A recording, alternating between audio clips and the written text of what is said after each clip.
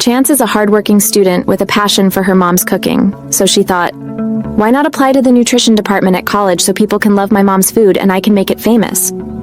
Her father is a devoted man who loves his family, and her best friend has been with her since childhood. They both saw their acceptance results and were thrilled as each got into the department they wanted.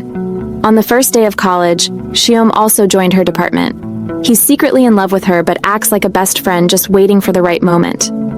Suddenly, they ran into Jin, their friend from school, and the three decided to form a close-knit group. One day, they were leaving a lecture when the popular clique of guys passed by, surrounded by girls from every direction. In the commotion, someone bumped into her and her phone fell.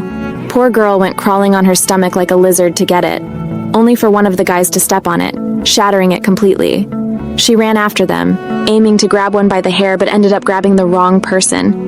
Someone important at the university. She got scolded so harshly it could last her a year. When she told her friends, they had no idea who those popular guys were, and why they had a crowd around them. Then, Shiji from the journalism department came along and said, "You guys must be new here," and took them on a tour to explain who those guys were. It turns out these guys are famous for their looks, charisma, and their unbeatable skill in a game called Bridge.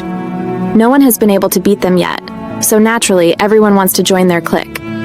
First up is Miso, sharp and witty with a killer sense of humor.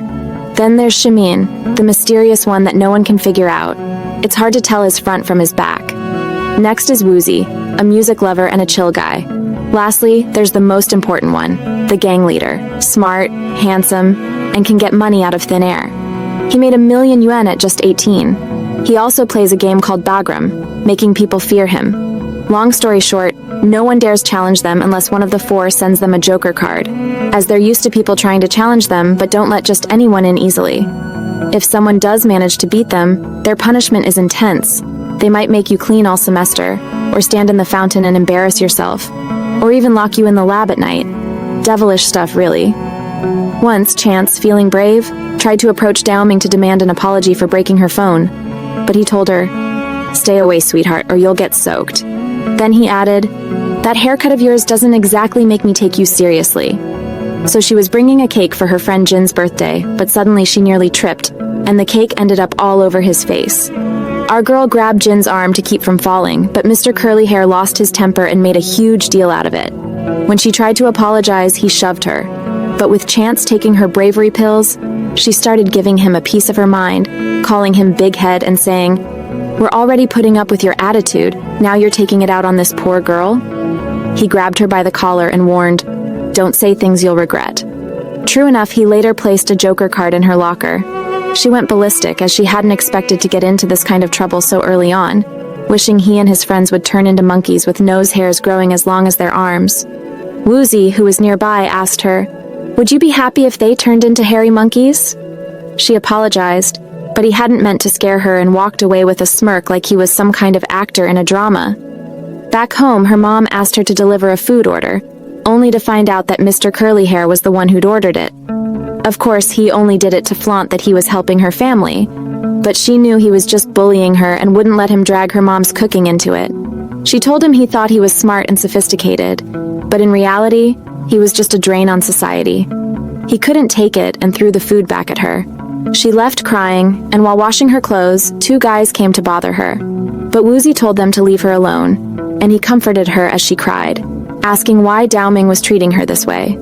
He then stood on his hand and told her, "If you feel like crying, stand on your hand and the tears won't come out." The next day she went to college, seeing no one but Daoming. She gave him a kick, which the popular clique thought was hilarious and wrapped him up like a mummy. Mizo even recorded a video saying, "This is Mizo from Egypt reporting our latest discovery. A mummy of a guy who got kicked by a girl shorter than him. Long live Egypt." When Daoming came to, he fumed, "This is the worst day of her life, I'm going to make her pay."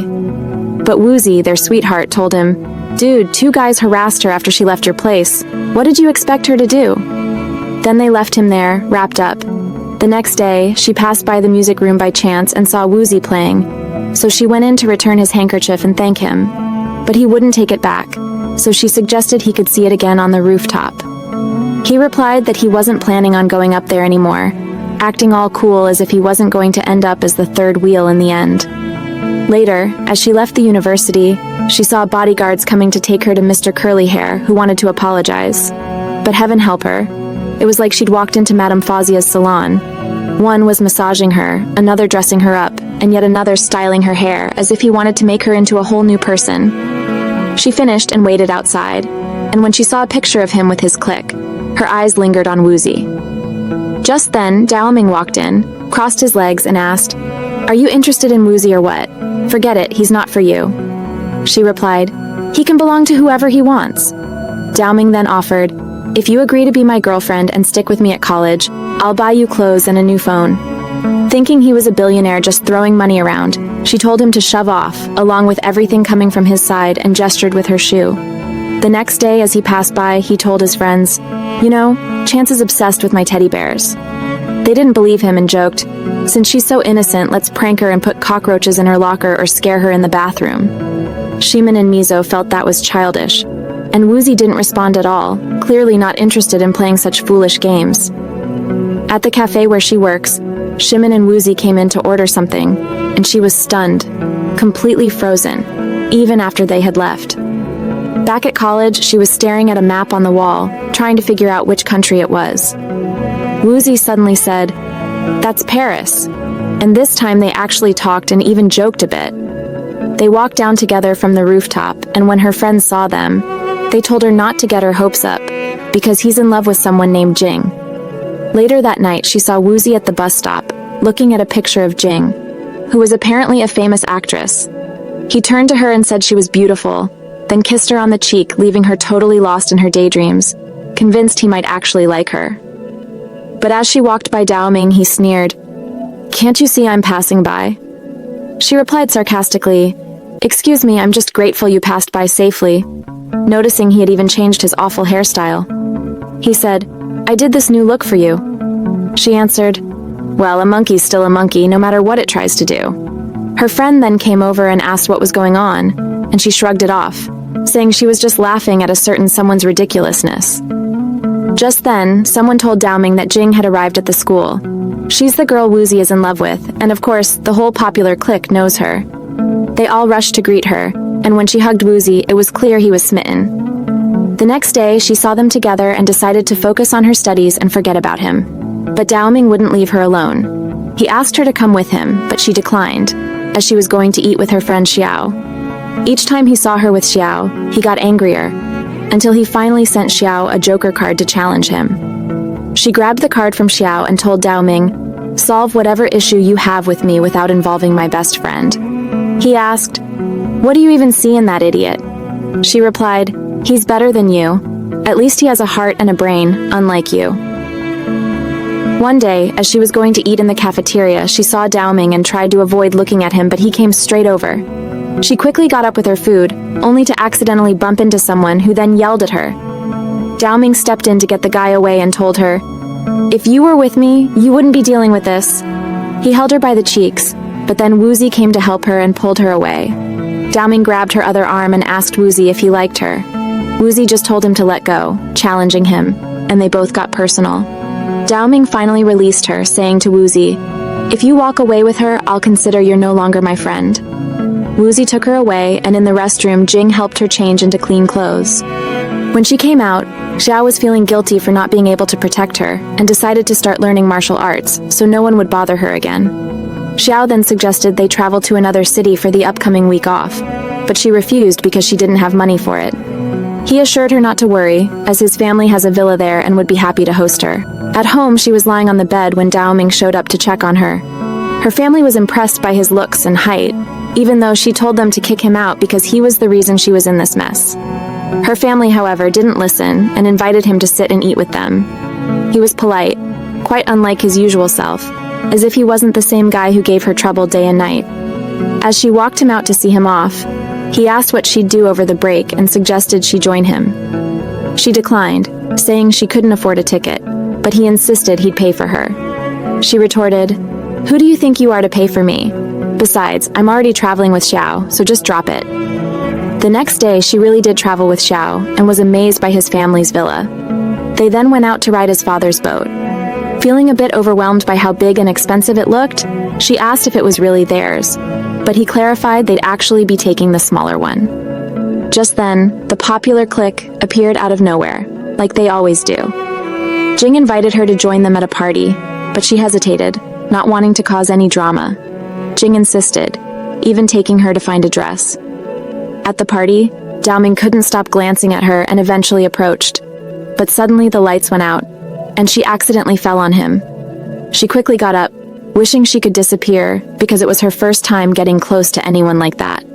The next day, she was passing by the group, and Shimin teased her, asking if she enjoyed her first stolen kiss. Annoyed, she brushed him off, but Daoming chimed in, saying she had intentionally fallen on him. She wasn't interested in their opinions, she just didn't want Woozi to misunderstand. But Woozi simply told her, "Honestly, I don't care whether you kissed him on purpose or not," so she rushed off. Xiao then went over to Daoming's house and challenged him, waving a slipper at him for forcing himself on her. Daoming just replied, "If it bothers you that much, let's settle this with a fishing contest. If I win, you'll regret it." They went fishing, but oddly, they spent the whole time talking about her. Daoming thought she was clueless, but Xiao argued she was more beautiful than he realized. Back at school, something important went missing, and the teacher wanted them to list people they suspected, but she refused to name anyone, confident her friends weren't thieves. She was punished that day for standing up for them, and from then on, she and Xiao became inseparable. Back at the fishing contest, Daoming caught a squid and made a big deal of it, while Xiao's bucket was full. When they returned to shore, they found her crying, though she claimed something just got in her eye. Xiao didn't miss a beat, boasting to her that he'd beaten Daoming, but Daoming's face suddenly turned red. Xiao laughed, saying, "You perv, are you thinking about what happened between you two?" and chased him down to hit him, making her laugh despite her frustration at their antics. After break, back at school, she opened her locker to look for her sneakers, but they were missing. Of course, curly-head Daoming had taken them and tried to wear them himself, ripping them in the process. She sighed and left them, figuring she'd be wasting her energy fighting him. Her friends teased him, asking why he was so eager to show off the torn shoes. He just said, "Be patient, I'm just luring her in. When she falls in love with me, I'll dump her like the others." On the rooftop, she saw Woozi drawing, and she had a feeling he was sketching Jing. She noticed some chalk on his hair, and since he couldn't see where it was, she told him to lower his head so she could get it off for him. Just then, the sneaky girl who has a crush on Daoming was snapping photos from behind. She ran to show Daoming, saying, "Look at the girl who kissed you at the party. Now she's cozying up to Woozi." Furious, he stormed off. Meanwhile, she went back up to the roof to grab something she'd forgotten, only to find him there, carrying all his anger. He was starting to believe all the gossip. She tried to leave, but he cornered her against the wall and told her to stop playing games with him, which left her bewildered. He told her not to act innocent, punching the wall beside her. She was terrified and ran until she tripped. He grabbed her again, saying, "This is all because of you." She broke down, begging him to leave her alone, and at that moment he started to regret his actions, apologizing and promising he wouldn't hurt her again. Since then, whenever they saw each other, they'd avoid eye contact. She was scared to see him, and he felt guilty for what he'd done. Even his friendship with Woozi became strained. Woozi's friends asked him if anything was going on between him and her, but of course he had no response since they all knew he was in love with Jing anyway. On Jing's birthday, our girl was getting ready with her friend from school, planning to attend, and Xiao offered to drive them. They made it to the party and immediately headed to the buffet, ready to enjoy some treats, until she nearly choked on her food when she spotted Daoming walking toward her. Luckily, another girl came up to talk to him, giving her a moment of relief. Then Jing arrived with Woozi, and it was clear Woozi was planning to confess his love to her, just as his friends had predicted. They started dancing together, and as soon as the dance was over, he was about to confess his feelings, but Jing stopped him, saying she had something she needed to announce. She thanked everyone for coming to her birthday party, then declared she'd be giving up her position as the heir to her family's company to study law in France, where she wanted to help the poor. Her parents objected, but she apologized to them and even cut her hair on the spot to show she was serious and mature enough to make her own decisions. Seeing this, Woozi was heartbroken. He left the party in tears, and she ran after him to apologize, hugging him. Just then, two other girls came up to see him, so she returned to the party and started drinking heavily. Eventually, she left the party drunk, and Daoming saw her, initially thinking she was eavesdropping on him. She dismissed him, slurring, "Why are you pretending, you fake?" She suddenly leaned her head against him, and although he tried to push her away to avoid any misunderstandings, she ended up throwing up all over him. The next morning, she woke up confused about how she got home, but her aunt told her that Daoming had brought her. When she saw him at university, he asked her, "Aren't you going to say anything to me?" She acted nonchalant and replied, "You didn't apologize for what you did, so don't expect anything from me." He grabbed her by the collar and asked, "Are you happy now that Jing's leaving Woozi?" But the truth was, she wasn't happy at all. She went up to the rooftop to encourage Woozi to stop Jing from leaving if he really loved her. Sure, she was relieved at first, but seeing him downcast made her feel bad. So she even spoke to Jing, urging her to reconsider. Jing, however, stood her ground, determined to pursue her dream, and left. Woozi happened to overhear this and angrily scolded her, telling her to mind her own business instead of meddling in his private matters. She tried explaining that she was only concerned for him, saying, "Don't be so petty, come on."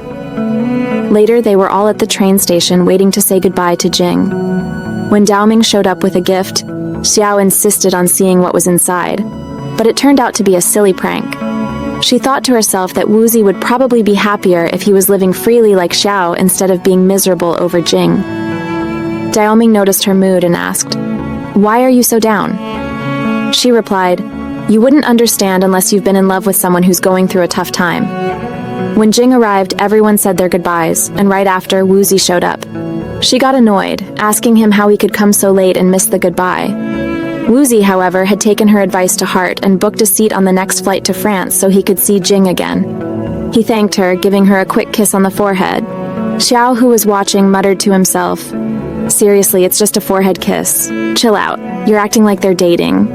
As they watched the plane take off, Daoming tried to say something to her, but she couldn't hear over the noise of the aircraft. He didn't repeat himself and walked away. He had said, "Date me," without her realizing it. One day, Xiao received a message inviting him and our girl to play a game of bridge with them. She was nervous, knowing they'd likely lose, but Xiao seemed relaxed and confident. With some hesitation, she joined him. Daoming smirked and said, "If you're scared already, just leave. You won't stand a chance." Annoyed, she called him out, saying he was obnoxious for trying to intimidate them like that. Daoming spread the cards dramatically, showing off his skills as if he was some kind of joker. At first, she and Xiao were thrilled, thinking they'd won, but then Daoming pulled out the ace of spades and they started to worry. Xiao accidentally messed up the cards in his nervousness, secretly slipping the ace into his pocket without them noticing. Unfortunately, he got caught, and she admitted defeat, asking what they wanted. Daoming's friends dragged Xiao off, leaving Daoming with her. She asked him what he wanted, and he simply pushed the table away and told her that all he wanted was for her to take him out to dinner. The next day, she went shopping with her mom, which made her late for her meeting with Daoming, who had been waiting for 4 hours in the rain. When she finally arrived, she asked him why he'd waited so long. As soon as he saw her, he hugged her tightly. She took him to eat at the cheapest restaurant she could find, though he had been expecting they'd go somewhere fancy or maybe up the tower. Every place they tried was closed. Finally, they took an elevator to go to a rooftop cafe, but the elevator was out of service, and they got stuck inside. His phone had died because he'd called her so many times, and her phone wasn't working either. They were left in silence until he fainted from a fever, which he'd gotten from waiting in the rain. She let him rest his head on her lap, covered him up, and took care of him as best as she could, while her family worried about her absence. The next morning, he woke up to see her sleeping beside him. She quickly stirred awake, reassuring him that he'd be fine and could go home soon where his mother would take care of him. But he shared that he hadn't seen his mother in years since she worked in London, and his father had passed away, leaving him to fend for himself. She felt sorry for him and realized why he acted out sometimes. She joked that he owed her now, which startled him, so she quickly clarified that she didn't mean it in any weird way. Just then, the maintenance workers opened the door, and they were rescued. Back at university, her friends asked where she'd been all night, and then someone informed her that Daoming was looking for her. When he showed up, he handed her a bag which she thought might be a gift, but it was just her jacket that she'd left behind. He draped it over her shoulders, and everyone assumed they'd spent the night together. Rumors spread that they were dating, and a girl who wanted to befriend her insisted they hang out together that night. At the nightclub, this new friend wanted to see if she'd introduce her to Dao Ming, assuming they weren't actually dating. To avoid the drama, she drank a little too much and suddenly spotted a foreign guy playing music, whom she mistook for Woozy. She sat next to him and told him she liked him. The next morning, she woke up in a strange hotel room, finding a message from the guy, named Thomas, who had left early, not wanting to wake her, and left his number in case she wanted to reach out. Embarrassed, she muttered to herself about how this could ruin her reputation, then headed to university. Her professor was waiting for her, demanding to know where she'd been, but she dodged him and ran off. Just then, Thomas messaged her, telling her he was at the university but wasn't sure where to meet her. She rushed out to find Thomas before he said anything to anyone. Just then, Dao Ming popped up and asked, "Looking for me?" She replied, "Do you think I have nothing else to do but deal with you?" He grinned and told her to sit down and eat since she looked faint. She started eating quickly to get away, but Thomas called, saying he was near the cafeteria, so she had to get up. But Dao Ming, suspicious, asked, "Are you talking to a guy or what?" She brushed him off, saying, "Move, you're not my investigator." When she saw Thomas, she tried to clarify what happened. He reassured her that nothing happened. He just helped her since she was drunk. However, he admitted he was happy when she said she liked him last night and wanted to get to know her better. Just then, Dao Ming showed up and demanded to know, "Who is this, and why are you with him?" She panicked, blurting out, "Oh, this is just my cousin. He was just looking for the restroom." But Dao Ming, still jealous, told Thomas, "I'm her boyfriend, so please back off." Surprised that she had a boyfriend, Thomas decided to leave. After he left, she turned to Dao Ming, frustrated, and snapped, "Boyfriend? Now you're making me your girlfriend too?" Dao Ming, hurt by her comment, walked off. Unfortunately, a photo of her and Thomas spread around, and rumors started about her playing the field with both Dao Ming and Thomas. She called Dao Ming to clarify the situation, but he wasn't answering. Dao Ming, still upset, was at the pool, venting his anger by swimming laps. His friends sensed something was wrong, and when they saw the photo, they confronted her to hear her side. She explained everything, including how the photo had been shared without her consent. Together, they tried to figure out a way to get the photo taken down. Just then, Dao Ming walked in, suspicious, and grabbed her laptop to see the photo himself. Furious, he stormed out, but as he was heading toward her, he accidentally got drenched when a girl on the stairs spilled a bucket of water on him. When he finally approached her, she told him she didn't care about the rumors as long as he trusted her. Dao Ming, frustrated, asked, "Since when do you care about my opinion?" But he was clearly upset, so he left to walk around, ending up at the spot where he'd waited for her in the rain. There, her friend Jing found him sitting alone. He was in such a daze he mistook her for his crush and let her take him home. When he finally snapped out of it, he tried to leave, but she begged him to stay. Jing was confused why he was so attached to someone with no wealth or outstanding looks, wondering if maybe he just wanted someone who would always be there for him. She even offered to be that person, but he told her not to compare herself to his girl and to let it go. Later, regretful for not trusting her, Dao Ming went to find her. He saw two guys trying to drag her somewhere and immediately stepped in, fighting them off and taking her home for safety. As he treated her wounds, she complained, "Can't you be a bit gentler, you brute?" He replied, "Is this how you thank me?" So she thanked him for helping, realizing he genuinely looked out for her. Then he asked if anything had happened between her and Thomas. She laughed, saying, "I don't even know him that well. How would anything happen between us?" Satisfied, he told her, "If something had happened, I would have been furious." She teased him, asking why he was so worked up, and he admitted, "Maybe it's because I like you or something." Shocked, she ran off, barely believing he'd actually said that. The next day, she went to confront her friend, only to discover it was her who had posted the picture of her and Thomas. The friend, feeling jealous, had even made sure Thomas would take her home that night. Though angry, she forgave her and admitted in class that the picture was posted by mistake. Later, Dao Ming came over with a new phone for her, but she refused it, saying she wanted her own back. He wouldn't return it and kept teasing her until Wozy showed up. Dao Ming announced, "She's my girlfriend now." Wozy asked if he was serious, and she quickly retorted, "Please, step aside." When she got home, she found that Dao Ming had sent her some new appliances, so she met him at a cafe to demand he take them back, jokingly asking if he thought she was marrying him or something. While she was there, Wozy showed up with a new girl, presumably his girlfriend. Feeling hurt, she left, confused as to how he could move on from Jing so easily. A few days later, she went to talk to him on the rooftop, and he asked if she was really dating Dao Ming. She said no, it was all his idea. He smiled, saying, "Good, then we should date instead." She was startled, so he added, "I'm kidding, but wouldn't it be fun to date secretly behind Dao Ming's back?"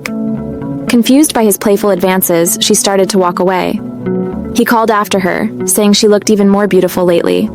She left feeling puzzled, as if he had become a completely different person. One day, as she was leaving her lecture, Dao Ming suddenly appeared and dragged her to the airport, saying they were going on a trip. She was stunned and said, "Are you crazy? I didn't even tell my family." He replied that he had spoken to them and gotten their permission. Since it was just for the weekend, she reluctantly went along. On the plane, she was nervous and grabbed his arm during takeoff, only to quickly let go, embarrassed. When they arrived at the hotel with the whole crew, she was in awe of the view. Dao Ming casually said, "This is our room, but don't worry, we'll each have our own bed." He was respectful, only teasing her a little. As they got ready to sleep, he said, "Don't worry, I won't touch you as long as you don't have feelings for me." Then he lay down on his own bed, which was a bit small. She offered to switch beds, but he refused, saying, "If you want this bed, come sleep next to me." She hurried back to her own bed, feeling shy. Later that night, she couldn't sleep, so she went for a walk along the beach. There, she found Wozi sitting alone, and they talked. He asked if he could hug her for 5 minutes, saying he felt down. She replied, "Why don't you let your new girlfriend hug you instead?" He admitted he couldn't get close to someone he didn't love, and explained how his relationship with Jing had fallen apart. While he once thought she cared for him, he now realized she had changed completely. At that moment, Dao Ming was frantically looking for her, thinking she might have drowned. When he finally found her, she explained she'd just gone for a walk and had forgotten her phone. The next day, Wozi's girlfriend was gossiping, saying he had spent the entire night at the beach acting strangely. Someone asked him if he had run into Shanxi, and he admitted they'd bumped into each other. Meanwhile, Qimen and Meizu stumbled across news that Jing was getting married to a businessman in France. They realized this must have been the reason for Wozi's heartbreak. That evening, feeling bad for Wozi, Shanxi went to comfort him, crying as she reassured him that he'd eventually find someone who truly cared about him. In the middle of this, he moved closer to her, but just then Dao Ming arrived, furious, and hit him. She tried to explain that it wasn't what he thought, but Dao Ming stormed off, booked the next flight home, and left without her. Back at the university, Dao Ming coldly told Wozi they were no longer friends and ignored Shanxi as well. Later, she met Wozi on the rooftop, where she brought him food as a peace offering. She apologized, blaming herself for the whole mess. But Wozi told her it wasn't her fault and asked her out on a proper date. When he picked her up from her home, her family was delighted, especially her aunt and uncle, who were impressed by his charm. As they walked together, he admitted that this was his first real date with a girl, as he usually kept to himself. He apologized if he came off as boring, but she reassured him she enjoyed his company more than anyone else's. At one point, an older woman was almost hit by a cyclist, and Shanxi quickly stepped in to protect her, yelling at the cyclist. The man became rude and almost hit her, but another woman stepped in just in time and insisted on taking Shanxi to treat her injured hand. Shanxi was shocked to realize that the woman was Dao Ming's sister. She tried to escape before Dao Ming showed up, but his sister wouldn't let her go. Dao Ming walked in, saw Shanxi, and assumed she'd come to apologize. He angrily confronted her for leaving him like that, venting his frustration and demanding an explanation. Then his sister slapped him and told him, "That's not how you treat girls, you idiot." She was definitely a bit of a control freak, but she insisted that Shanxi join them for dinner and even have a drink. Although Shanxi wasn't used to alcohol and could barely stand the smell, she ended up spilling all her feelings, admitting that she didn't feel worthy of Dao Ming because of her mistake with Wozi. Dao Ming overheard everything and, feeling frustrated, joined her, upset that her actions had messed up their relationship. His sister comforted him, pointing out that Shanxi had shown courage that day by standing up for an elderly woman, and she ordered him to let Shanxi sleep in the guest room and treat her with more respect. Back at the university, Wozi tried talking to Dao Ming, but Dao Ming snapped, saying, "You still have the nerve to speak to me?" He then decided to kick Wozi out of their group and even offered his spot to Xia, Shanxi's friend. Shanxi tried to take responsibility, telling them it was all her fault and she didn't want their friendship to suffer. Wozi, however, believed the opposite. He knew he was the one who had messed things up. To settle things, Daoming challenged Wozi to a bridge game, but Shanxi stood by Wozi, deciding to play alongside him. She even went to Daoming's house and told him she wanted to learn the game and join as well. Daoming hugged her and said, "Just tell me you love me, and I'll cancel the game. I won't bother Wozi anymore." Unfortunately, she didn't feel that way about him, so she couldn't say it. Her only goal was to support Wozi and prevent him from losing his friends the way he'd lost Jing. She practiced with Wozi, and at one point he suddenly asked if she loved Daoming. She was taken aback, unsure how to respond. Then he asked, "Do you love me then?" Once again, she had no answer, so she told him to stop with these questions. She countered by asking if he still loved Jing. He replied, "Would you believe me if I said I don't think about her as much anymore?" When they arrived at the university to start the game, Shanxi and Wozi held hands, which infuriated Daoming, who asked, "Are you two going to stay holding hands the entire time?" They all agreed that if Wozi and Shanxi won, Daoming would forgive them, but if they lost, Shanxi would leave the university. The game began, and they won the first 2 rounds. They were even confident they'd win the last one, but Daoming began to worry and decided to forfeit. Shanxi was thrilled to win, though Daoming claimed he would have won if he hadn't withdrawn. She couldn't understand why he forfeited, but Wozi pointed out the obvious. Daoming didn't want her to leave the university. Later, at Daoming's house, his sister invited everyone over. Meizu and Shimen were reminiscing about their exes, and they jokingly asked Shanxi if she remembered any of her ex's numbers, but she admitted she'd never dated anyone before. His sister teasingly asked Shanxi how far she'd gone with Wozi, and she replied that they'd only gone on 1 date. Daoming's sister decided to give them a private room to talk, which Wozi agreed to, as he had many things to ask her. Inside, he tried to explain that he liked her but wasn't in love with her, admitting that he was still trying to get over Jing and wasn't ready to move forward. He acknowledged that his friends were right. He was interested in Shanxi because he was struggling to forget Jing. Shanxi reassured him that her only concern was his happiness, and she didn't mind staying his close friend forever. He gently patted her head, thanking her for understanding.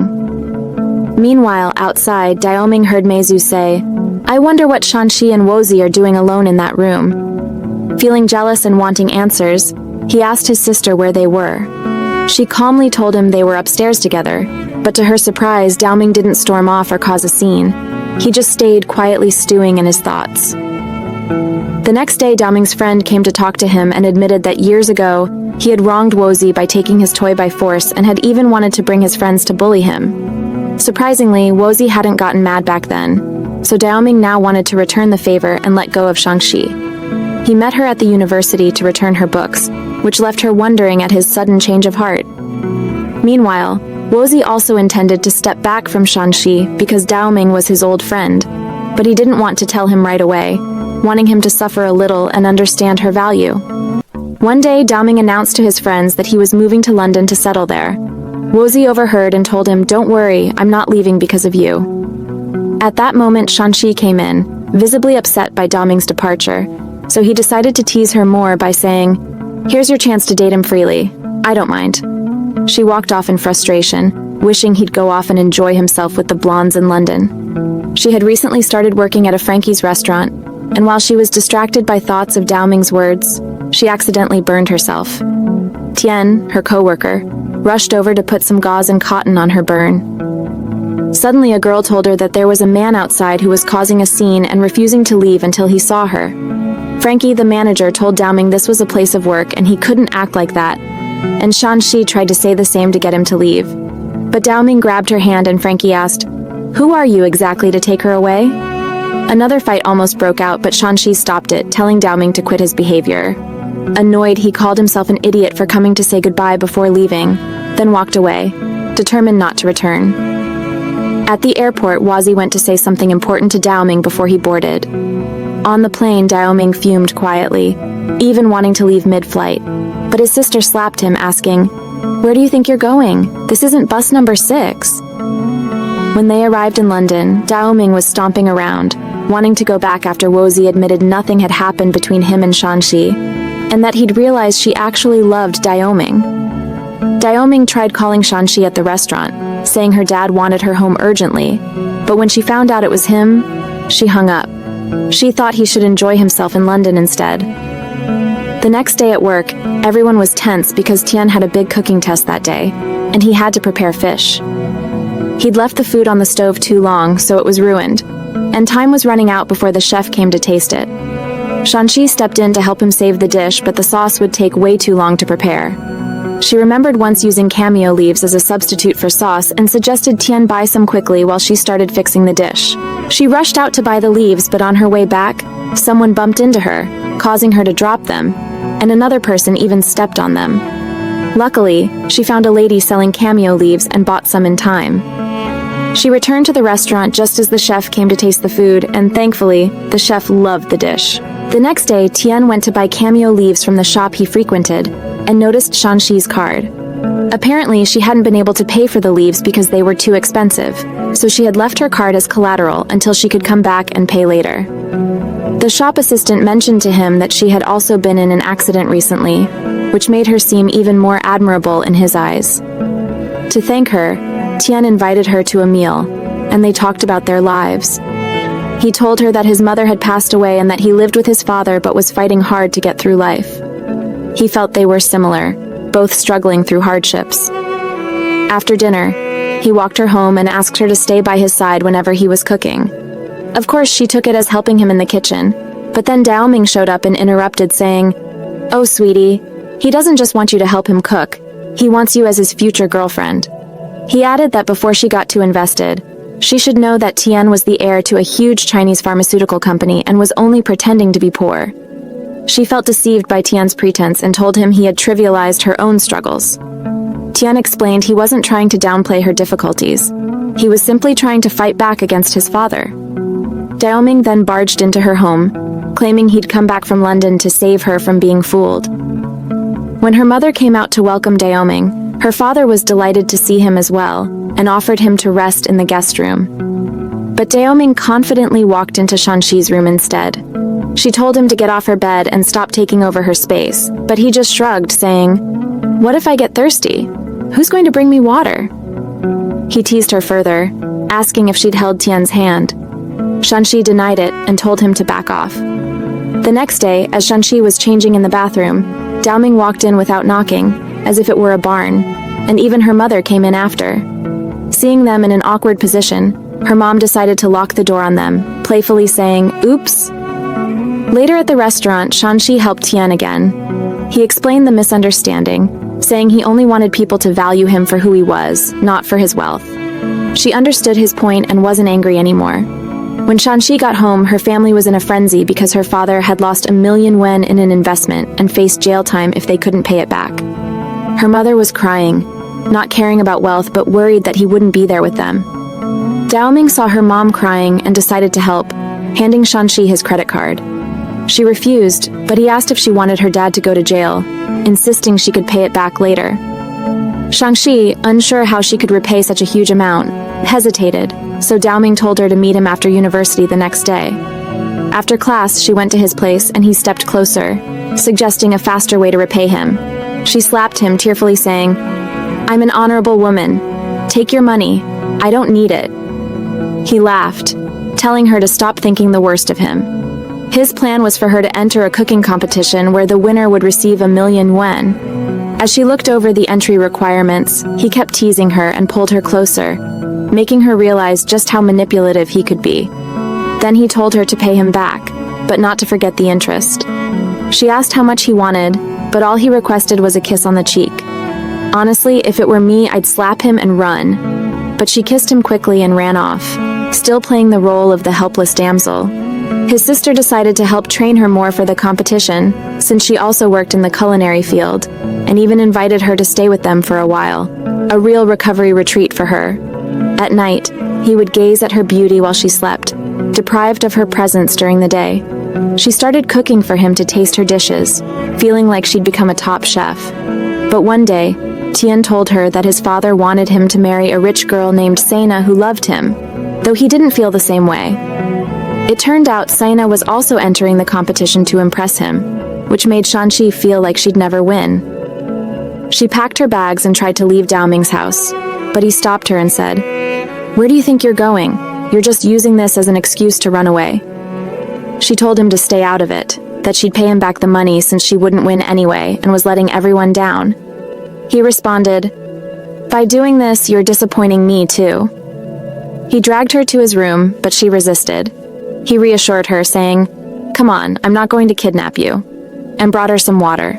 Then he suggested they play a bit, but with honorable intentions, just a card game. When she lost, he drew on her face but stopped as he watched her close her eyes, savoring the moment. Suddenly, he leaned in and told her to have more confidence. He was certain she could win the competition. As he got close, he realized she was even more beautiful up close. The next morning, he tried to take a picture of her while she was sleeping so he could tease her later. When she woke up and found out, she yelled at him, demanding he delete the awful photo. On the day of the competition, she was ready, and Dowming and his friends sat watching, confident in her abilities. The judges tasted each dish to decide who would make it to the next round, choosing 6 contestants, including Shang-Chi. In the next round, they had to prepare pastries. Sina's pastries impressed the judges, but when they tasted Shang-Chi's, they found them unusual. She remembered Daoming's sister's advice to be confident, so she told the judges her recipe was inspired by a woman who made it for her sick husband, filled with the care and love she put into it. Moved, the judges appreciated her personal touch and announced the 3 finalists, including Shang-Chi. The final round was tougher. They had only 45 minutes to finish the dish. Shang-Chi felt anxious, but Daoming, in his usual loud way, encouraged her to focus and pick her ingredients quickly, since time was running out.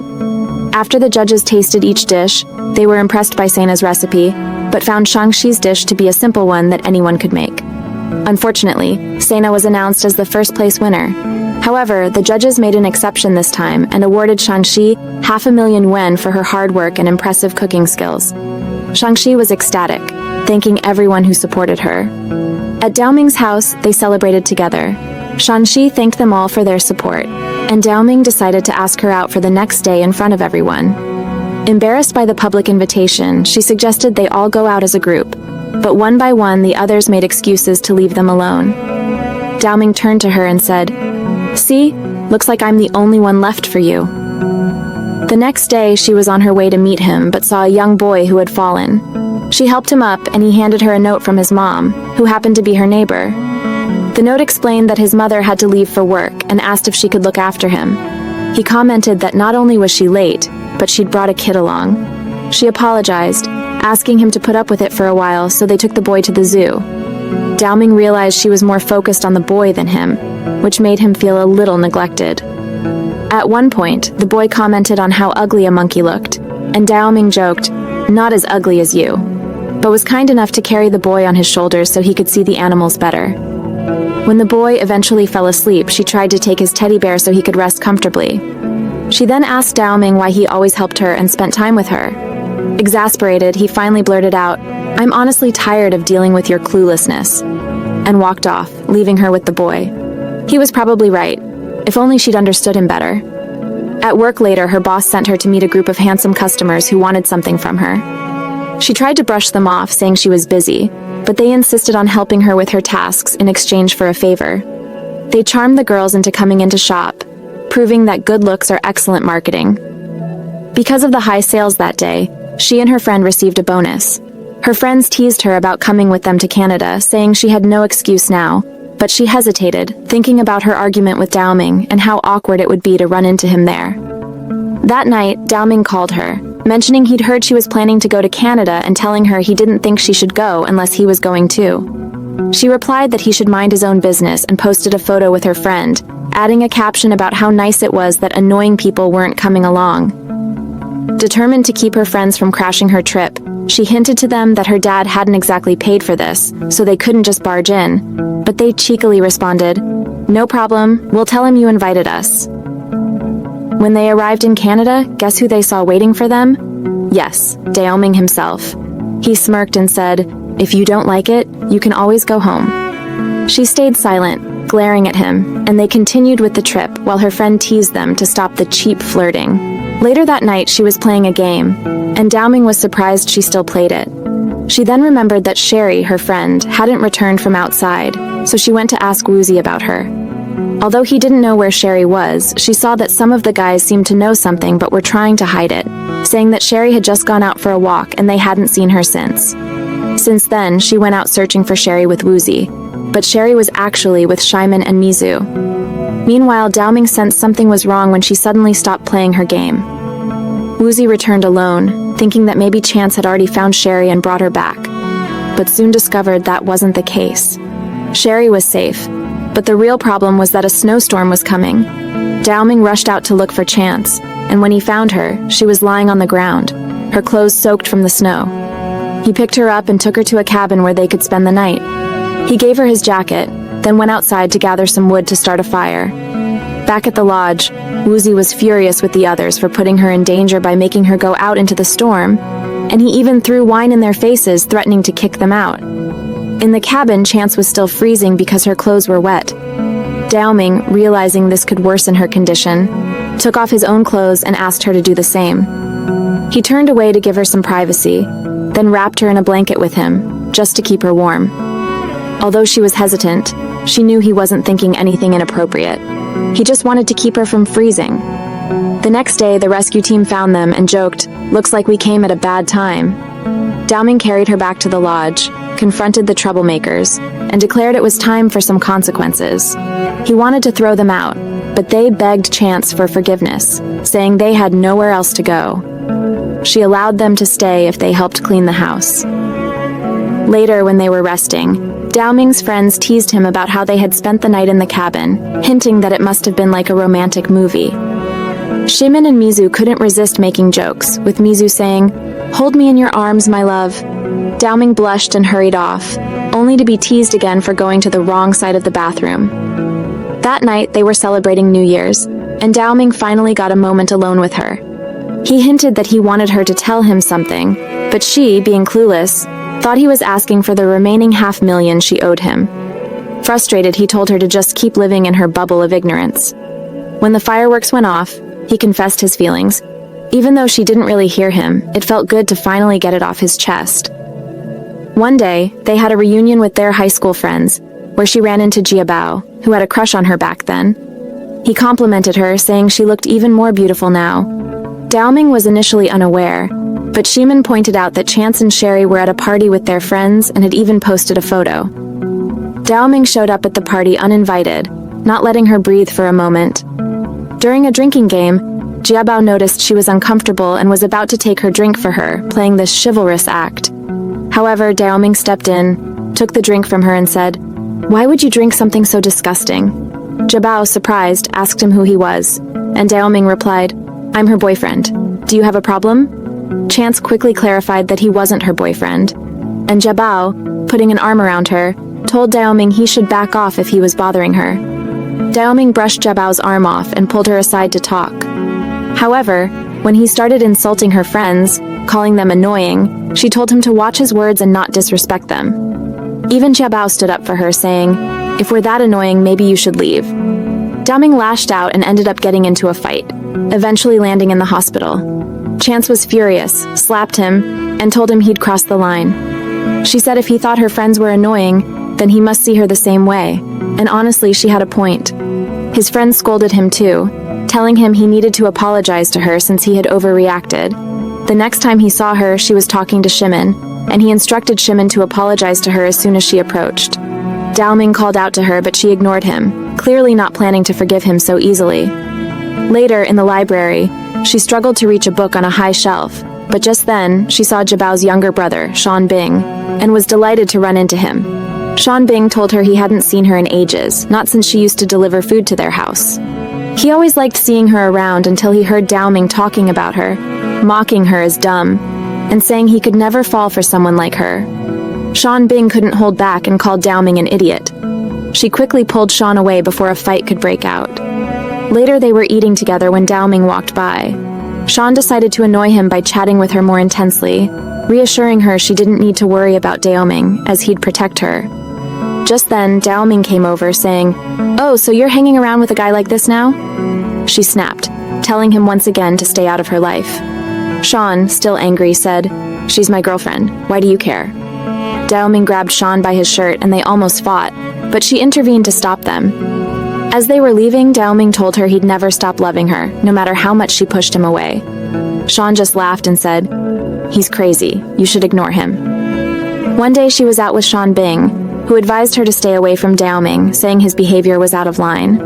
Although she knew he was overprotective sometimes, she believed Dao Ming had a good heart. Sean went to get her a drink, but while he was away, some men approached her. When he returned, she was gone. Xiao and Dao Ming's friends noticed her absence and informed him that she was missing. She had been kidnapped, and they sent Dao Ming a photo showing her tied up and beaten. Sean Bing recognized the gang and asked to speak with them alone. It turned out he had connections with them, but the gang leader had an old grudge against Dao Ming because he once broke his leg. They wanted revenge, but assured her they wouldn't harm her. They only wanted Dao Ming to suffer. The gang leader sent Dao Ming the photo, threatening that they would deal with her if he didn't come. Although she doubted he'd come since they weren't in a relationship, Dao Ming showed up, ordering them to stay away from her. They beat him badly until the police arrived. When she woke up in the hospital, Wuzi was sitting silently nearby. When she entered the room, they told her Dao Ming had died. She broke down crying, regretting everything that had happened. Then Dao Ming suddenly laughed, saying, "Who visits a patient without bringing some fruit?"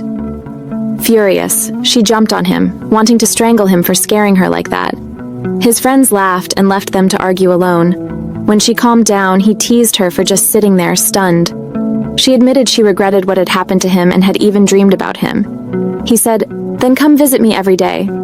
She retorted that she wasn't his personal nurse, but he laughed, saying he'd pay her a good salary if she came. Annoyed, she told him he was always thinking about money. One day, she was on the rooftop with Wuzi, who noticed her wound looked infected. He put a bandage on it for her. Just then, Dao Ming arrived, commenting on how cozy they looked. Wuzi stood up, saying, "I didn't tell her what you wanted me to, tell her yourself," leaving them alone. Dao Ming finally told her his birthday was coming up and that she needed to bring a gift and dress nicely because his mother would be at the party and he wanted them to meet. On his birthday, his friends caught her and insisted on helping her find an outfit suitable for the occasion.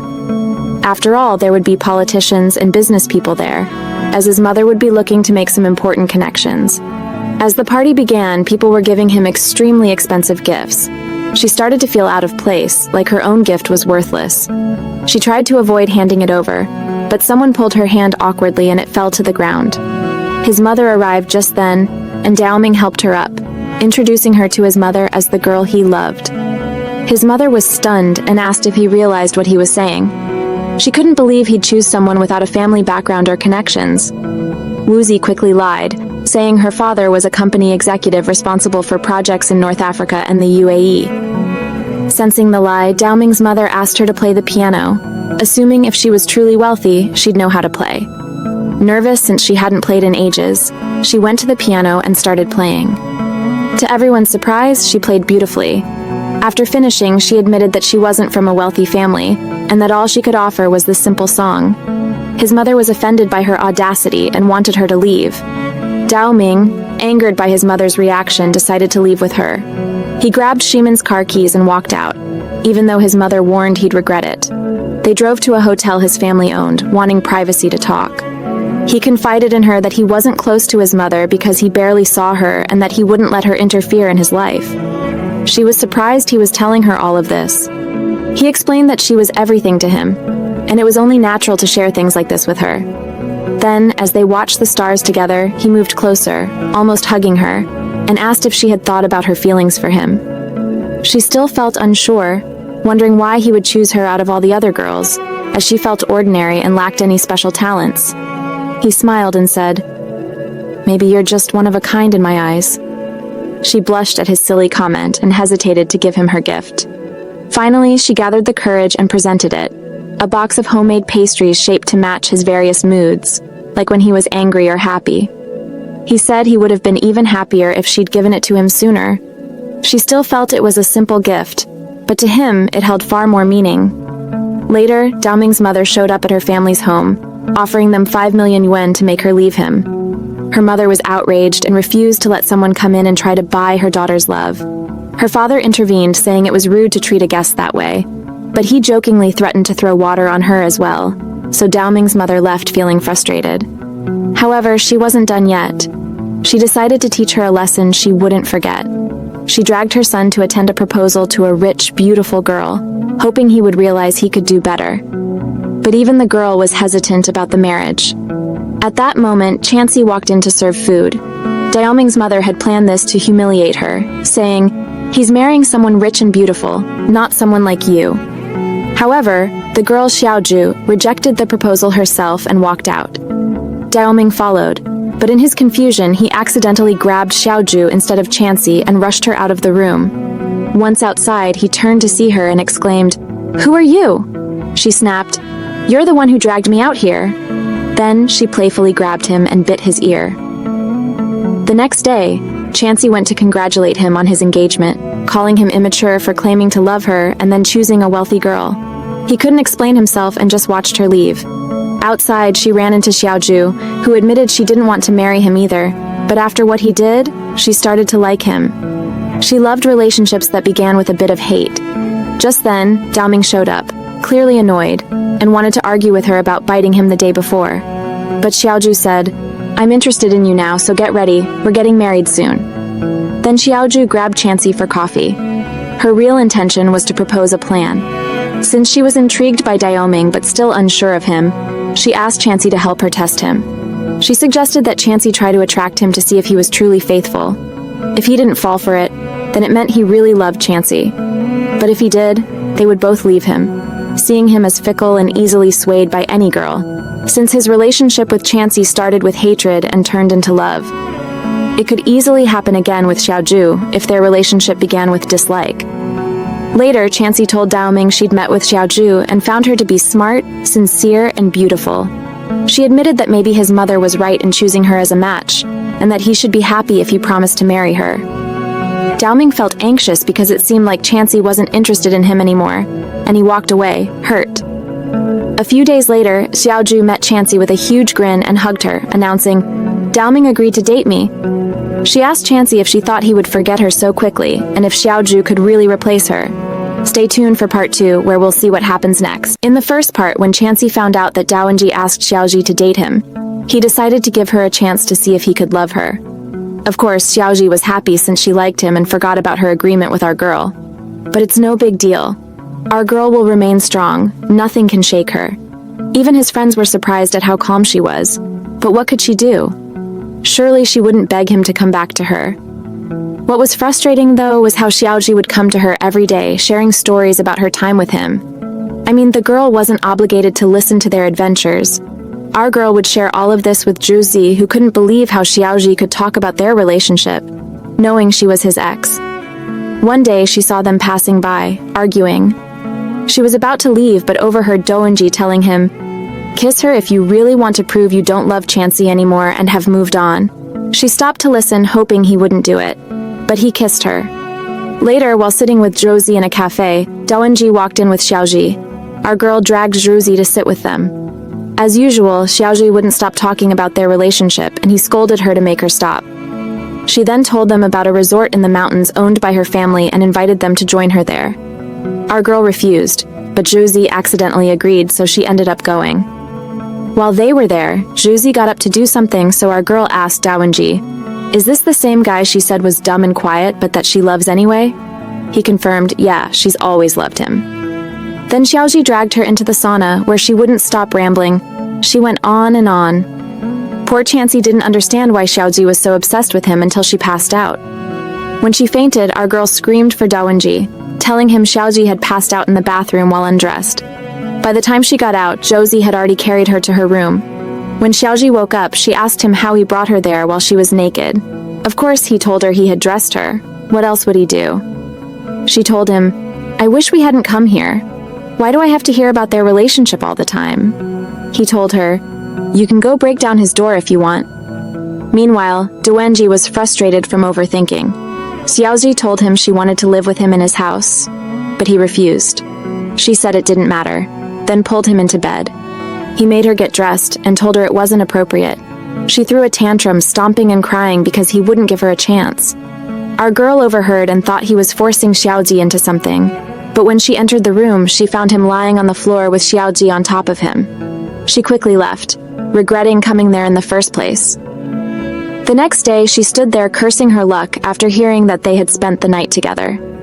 She asked Josie to turn his back so she could lean on him. She wanted to cry without anyone seeing. When she returned home, her family was packing to return to their village, where they planned to work and pay off their debt. Afterward, Xiaoji showed up again, because what else is new?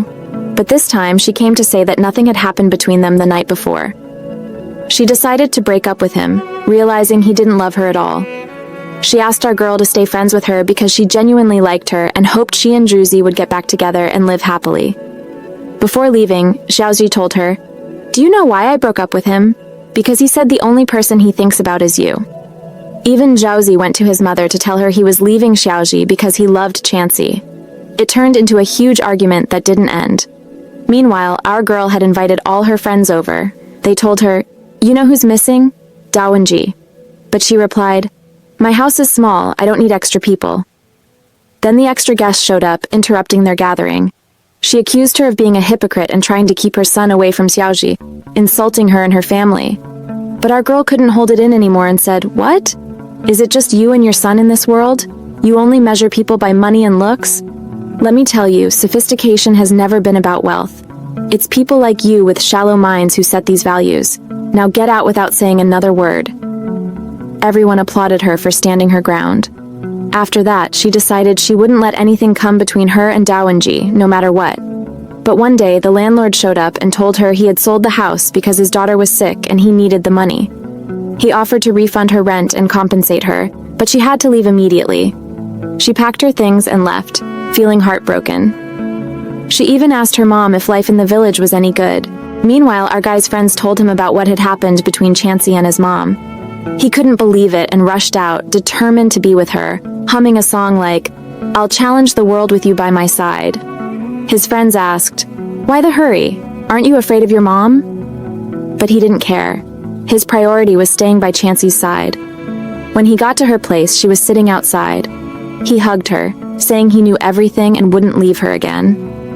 He then noticed all the bags and asked, "What's with all the luggage?" She explained she had been evicted and planned to stay at a friend's place. He replied, "A friend? Why stay with a friend when your boyfriend's house is open?" She was hesitant, especially after her argument with his mom, but she went along. When she met his grandmother, he introduced her as his girlfriend and said she would be living there. The grandmother asked her to clean the house and cook in exchange for staying there. Doenji yelled, "How can you say that? She's not a maid." The grandmother clarified, "She's not a servant, she'll just work." Surprisingly, Chansey agreed, saying she had always worked for her living and didn't accept charity. Doenji was frustrated, saying, "Are you crazy too? I brought you here because you're my girlfriend." She replied, "Let me decide for myself. It's my choice." She began working just like the other girls at the house. One morning she brought him milk, only to find him sleeping shirtless. She thought to cover him with a blanket but ended up falling into his arms as he pulled her close, pretending to be asleep. He eventually got up, drank the milk, and confessed he had been worried she might end up with Juzi, which is why he left Xiaoji and stood up to his mom. She assured him that wasn't the case. He teased her, saying, "Didn't you say you'd stand up to my mom? Don't go back on your word now, kitten." One day she prepared food, and he invited her to eat with him. She refused, fearing his grandmother's reaction, but he insisted. So she invited the other girls working with her to join them, saying, "If it's okay, we'll all eat together." He agreed, but then whispered, "Fine, meet me tonight after everyone's asleep."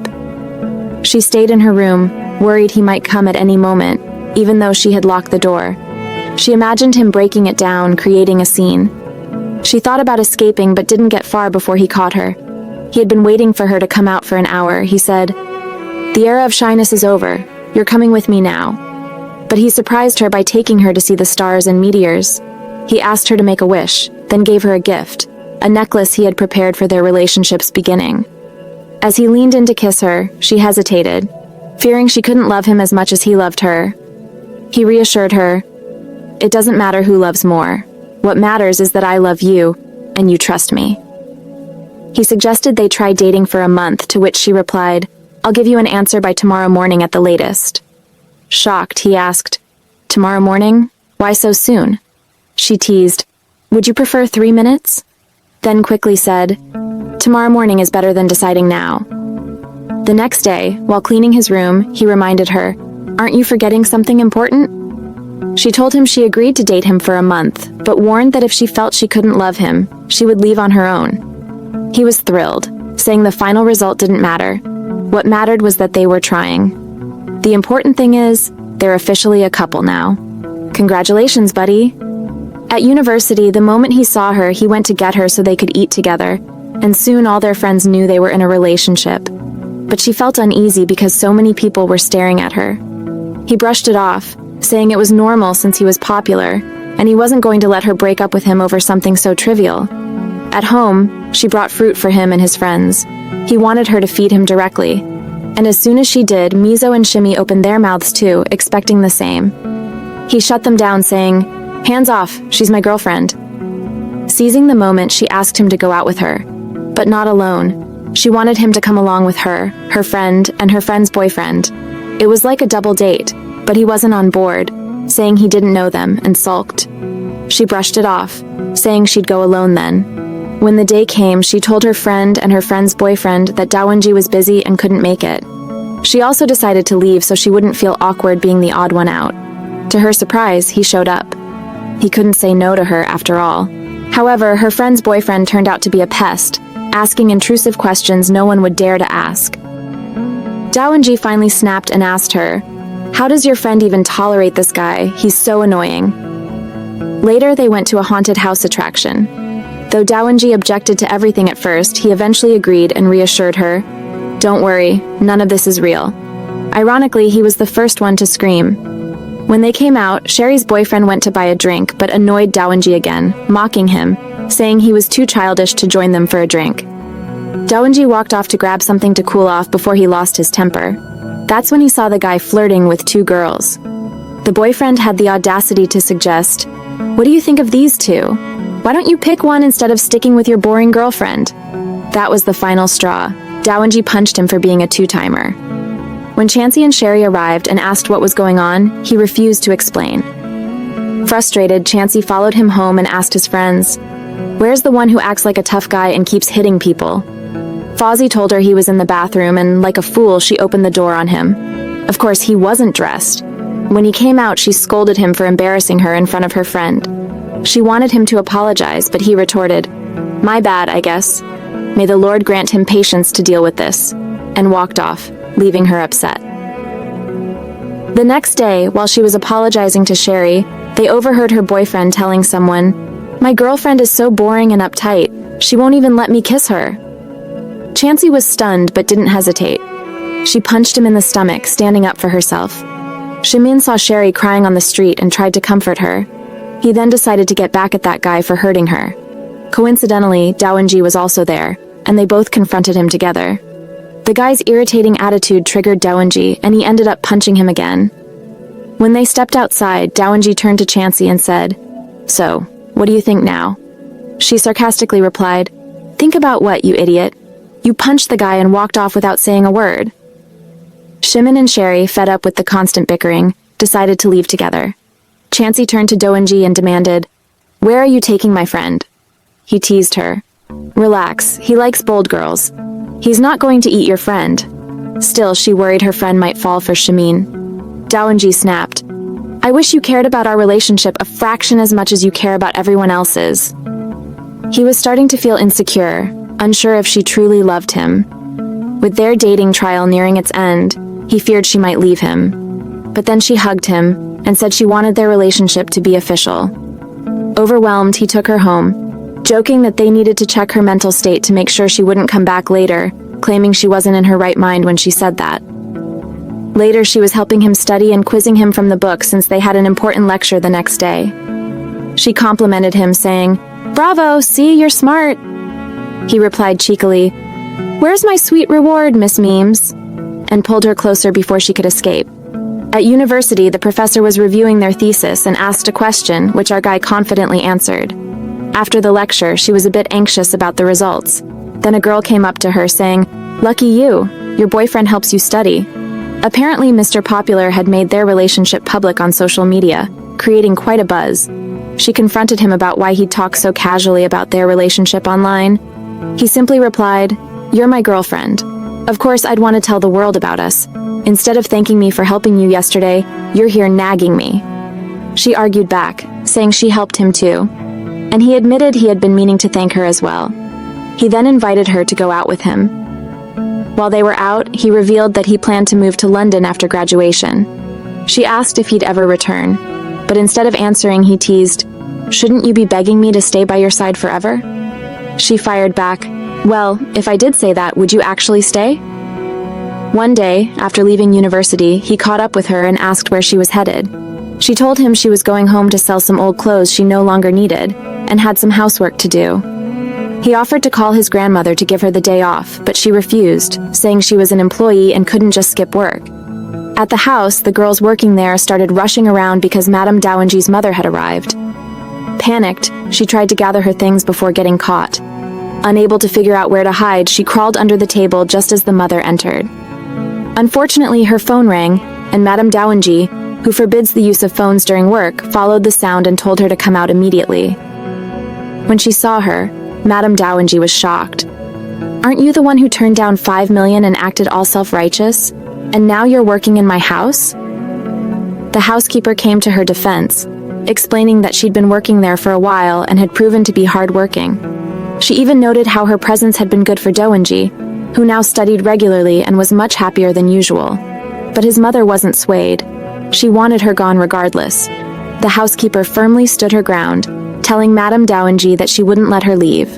However, the mother reminded her that she was the homeowner and had the final say about who stays and who goes. That's when the housekeeper reminded her not to forget that she was also Dowangy's grandmother, not just a housekeeper. She explained that Dowangy's grandfather had written in his will that she was to remain in charge of the household. Our girl started crying, and the grandmother comforted her, saying, "Stop crying already, I saved you and you're not going anywhere." Once things settled down, the grandmother wanted to understand how the girl ended up working with them. She explained that when she was 19, she was deep in debt, and Dowangy's grandfather helped her by giving her a job in the household. Over time, she became an integral part of the family, even raising Dowangy. But after Dowangy's father passed away, everything changed. Dowangy often came home beaten and miserable. This was the first time she'd seen him happy, and it was because of this girl. She decided to protect her and ensure no one could force her to leave. The girl, trying to act composed, pretended she was very busy and important. The grandmother laughed and said, "Hold it right there. Don't make me lose my temper with you." She stood there listening to the grandmother's plan. It turned out she wanted them to get married secretly without his mother knowing, and then drop the bombshell afterward, leaving her no choice but to accept it. She thought to herself, "Granny, are you planning my entire life too?" The next day, she was standing with her friends when he came over, wanting to figure out what had happened the day before. He took her to her favorite cafe, hoping to get some answers. But she dodged the topic, saying it was nothing. Of course, she couldn't spill the beans about his grandmother's plan. It would only cause trouble. He then told her he was planning to move out of the house. She looked at him skeptically, knowing full well he couldn't even carry a cup without spilling it. "How are you planning to move out on your own?" she asked. "I don't care," he said, "as long as I can protect you and keep my mom away from you." Later, when they went out, he suggested looking for a new house together. But she shut that down quickly. "No, you're coming with me and you're staying quiet," she told him, dragging him off for a game to burn off some energy. After they finished, he teased her. "You're so competitive, even when playing games. Who's going to want to marry someone like you?" She retorted, "Fine, go find yourself a soft-spoken girl and marry her then." He laughed, knowing he was only teasing her. After all, he wasn't interested in anyone else. By chance, they started talking about her family, and she mentioned how her parents had moved abroad to pay off their debts. He frowned and asked, "Why don't you ever rely on me for anything? Am I not good enough?" She explained that she didn't want to drag him into her problems. She believed their relationship needed to be balanced, where both of them put in equal effort. If she started relying on him too much, that balance would be disrupted. Then she surprised him by pulling him in for a kiss. Oh wow, things were heating up now. The next day, she was pacing around, talking to herself, still in disbelief that she had been the one to kiss him first. By sheer coincidence, Juicy overheard her monologue and said, "Ah, so that's why he's been laughing like a fool all day." She brushed it off, saying, "It's not a big deal. Everyone kisses each other casually as a form of greeting." "Oh, really?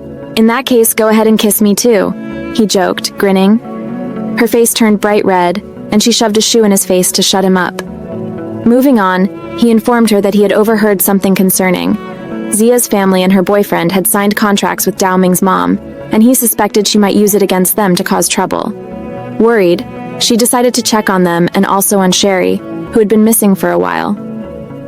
When she asked Jin about Zia, she was told he had just left because of some family issue. When she caught up with him, he revealed that his father was facing a lawsuit and things were falling apart. She then went to check on Sherry, only to find out that her father was being transferred for work outside of China. Frustrated by all the chaos, she decided to put an end to it.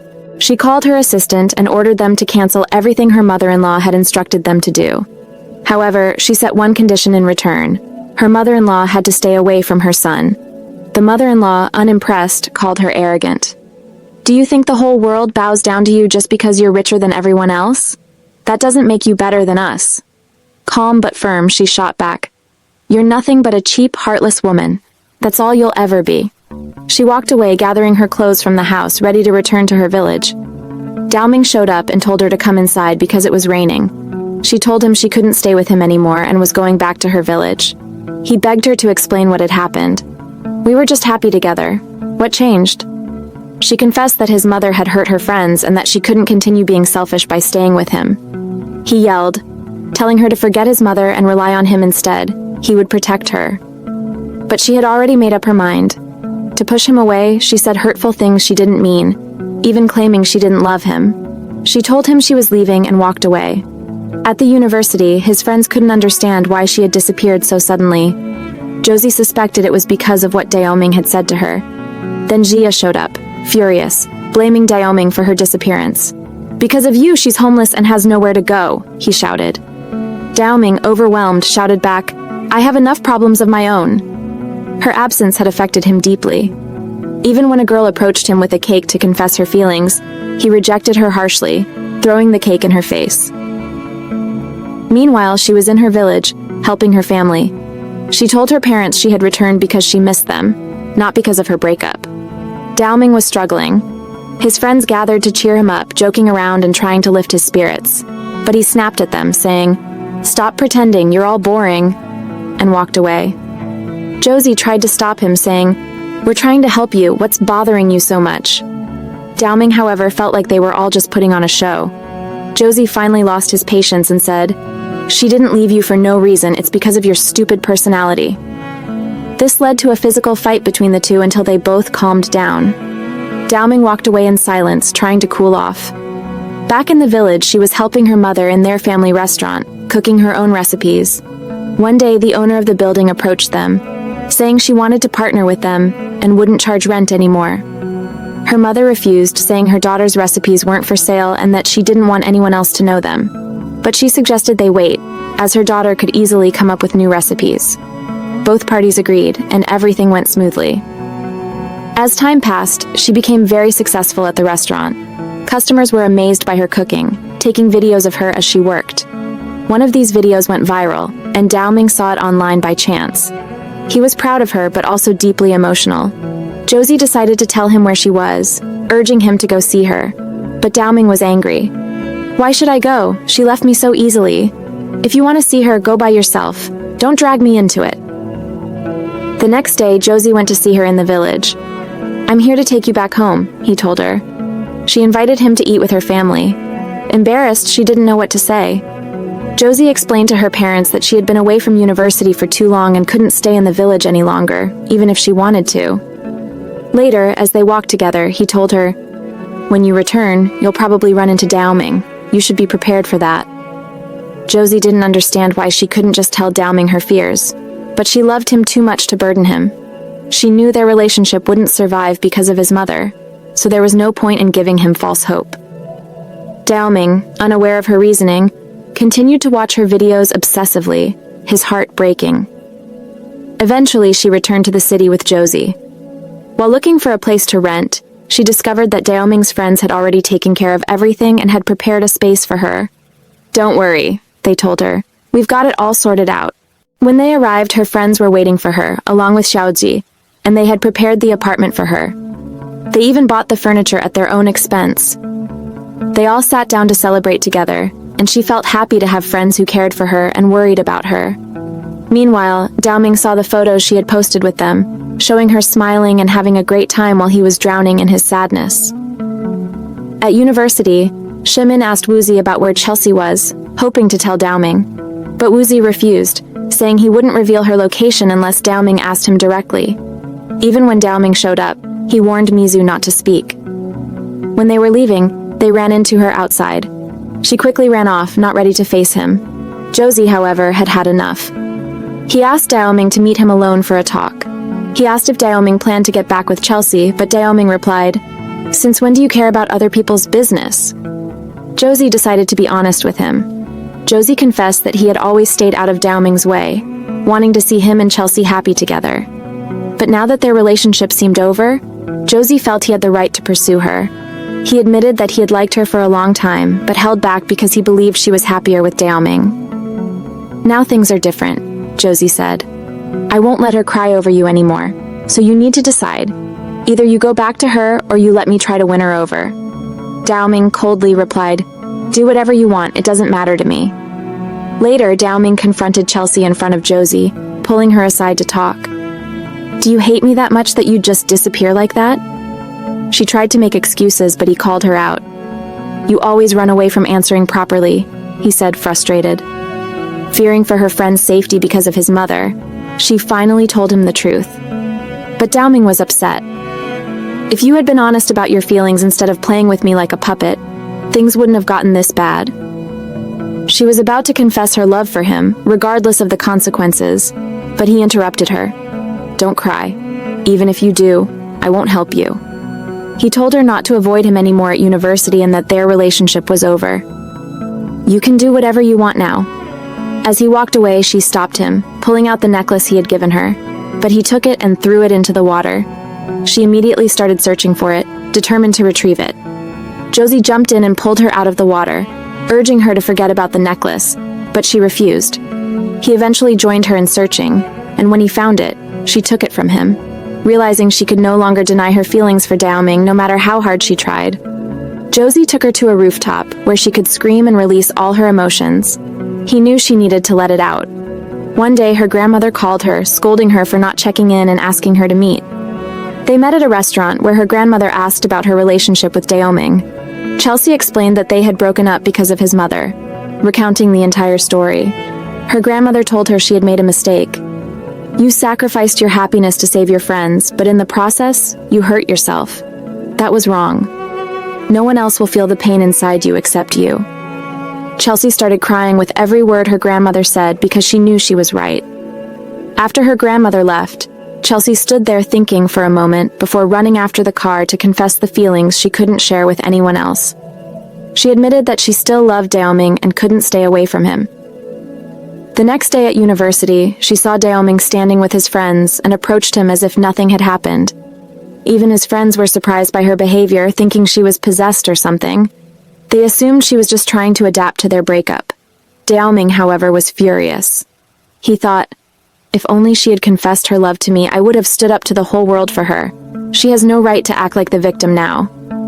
On the day of Daoming's graduation, Xiaoji approached Woozi and asked him to help her win Chelsea's heart so she could get closer to Daoming. Woozi refused, but she argued that they were both suffering anyway. She believed if Woozi got closer to Chelsea, she might eventually forget Daoming. Woozi reluctantly agreed to her plan. Later, Woozi performed a musical piece for Chelsea in front of the whole class, with everyone watching. When he finished, he hugged her. As she tried to pull away, he asked her to give him some of her time now that he was graduating. One day, Chelsea ran into Xiaoji and decided to sit with her for a chat. During their conversation, Chelsea casually asked if Xiaoji liked Woozi and how she hadn't been affected by his heartfelt performance. Chelsea explained that she saw Woozi only as a friend who made her feel safe. Suddenly, Xiaoji became flustered and tried to rush Chelsea out, saying she might be late for work. Chelsea left, confused by Xiaoji's awkwardness. She soon saw Daoming walking into the cafe to meet Xiaoji and realized the situation. Things might be getting back on track between her and Daoming. Xiaoji asked Daoming if he would give her a chance, but he replied that he still loved Chelsea. Trying to hold back her emotions, Xiaoji smiled and said, "That's fine. At least we can still be friends." Meanwhile, Chelsea began to hope that she and Dowming might reconcile, only to fall into depression when she thought they wouldn't. It started to affect everyone around her. One evening, Woozy offered to walk Chelsea home and thanked her for trusting him and letting him support her through everything, from helping her find a place to live to just being there for her. He tried to get closer to her, but she hesitated and told him it would be hard for them to be together. Woozy already knew that, but said he would stay by her side even as a friend.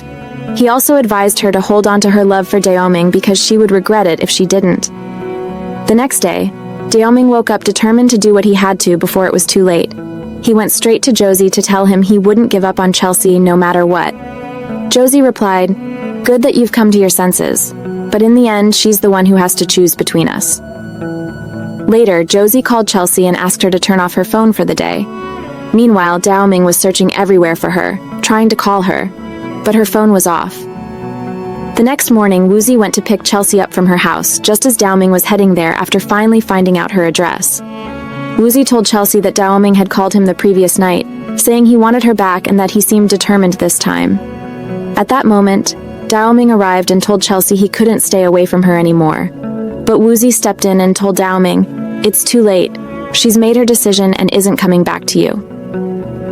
When the bus arrived, Chelsea got on without saying a word and left them both behind. Daoming ran after the bus, unable to let Chelsea go. Just as he was about to lose hope, she got off the bus too. Turns out she's as stubborn and clueless as he is, and couldn't bear to stay away from him. But of course, these two can't have peace for long. It's us who have to suffer through their antics. Suddenly, the police showed up to arrest Chelsea for stealing a necklace. Why? Because our genius Daoming had filed a theft report about it when he couldn't figure out where to find her. He thought the police would bring her to him. Oh Lord, give me patience. I can't handle these kids anymore. When Chelsea was released, she yelled at him a bit, but then forgot about it and hugged him tightly. Their touching reunion was cut short by the sound of their rumbling stomachs, so they went to grab some food. Over dinner, Daoming told her they should go to London together. Chelsea wasn't keen on the idea since she didn't know anyone there and doubted she could adapt.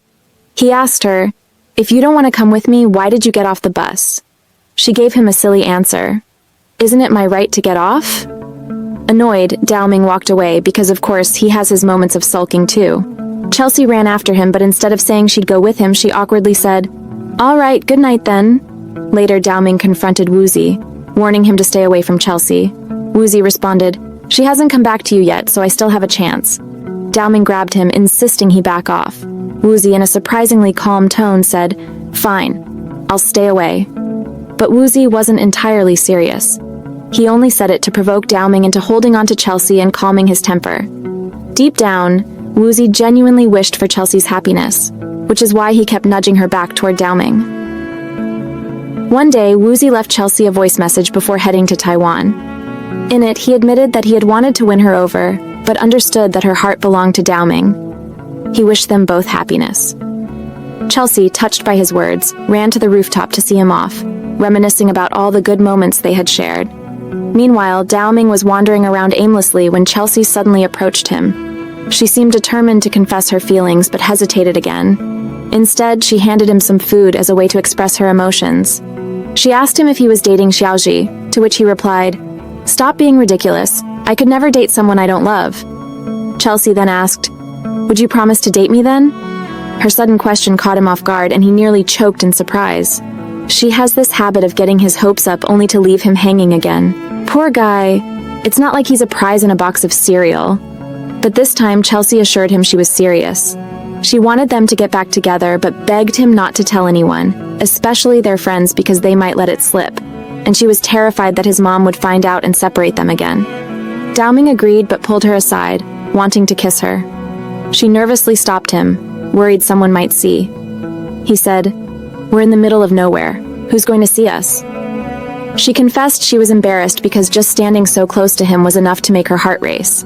Elsewhere, Josie and Shimmy were plotting to help the two reconcile. One day, Chelsea noticed some strange people following her. When she ran into Josie, she told him to hide quickly. After the strangers left, Josie explained they were Daoming's bodyguards, hired by his mother to keep an eye on him. Josie warned Chelsea not to go home that night for her own safety. So, Chelsea decided she'd stay at her friend Sherry's place instead. But Josie told her Sherry was with Shimon, and it looked like he was about to charm her. Josie thought it'd be better to let Chelsea know so she wouldn't feel guilty about interrupting. Chelsea realized Josie was truly a supportive friend, and rushed to catch up with Sherry.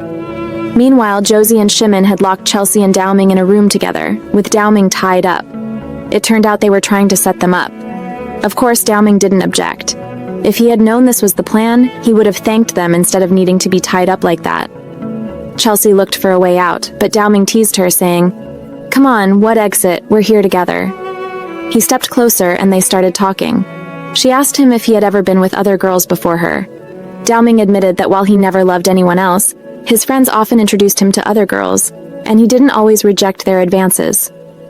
Chelsea began to feel jealous, which made Dowming smile, enjoying her reaction.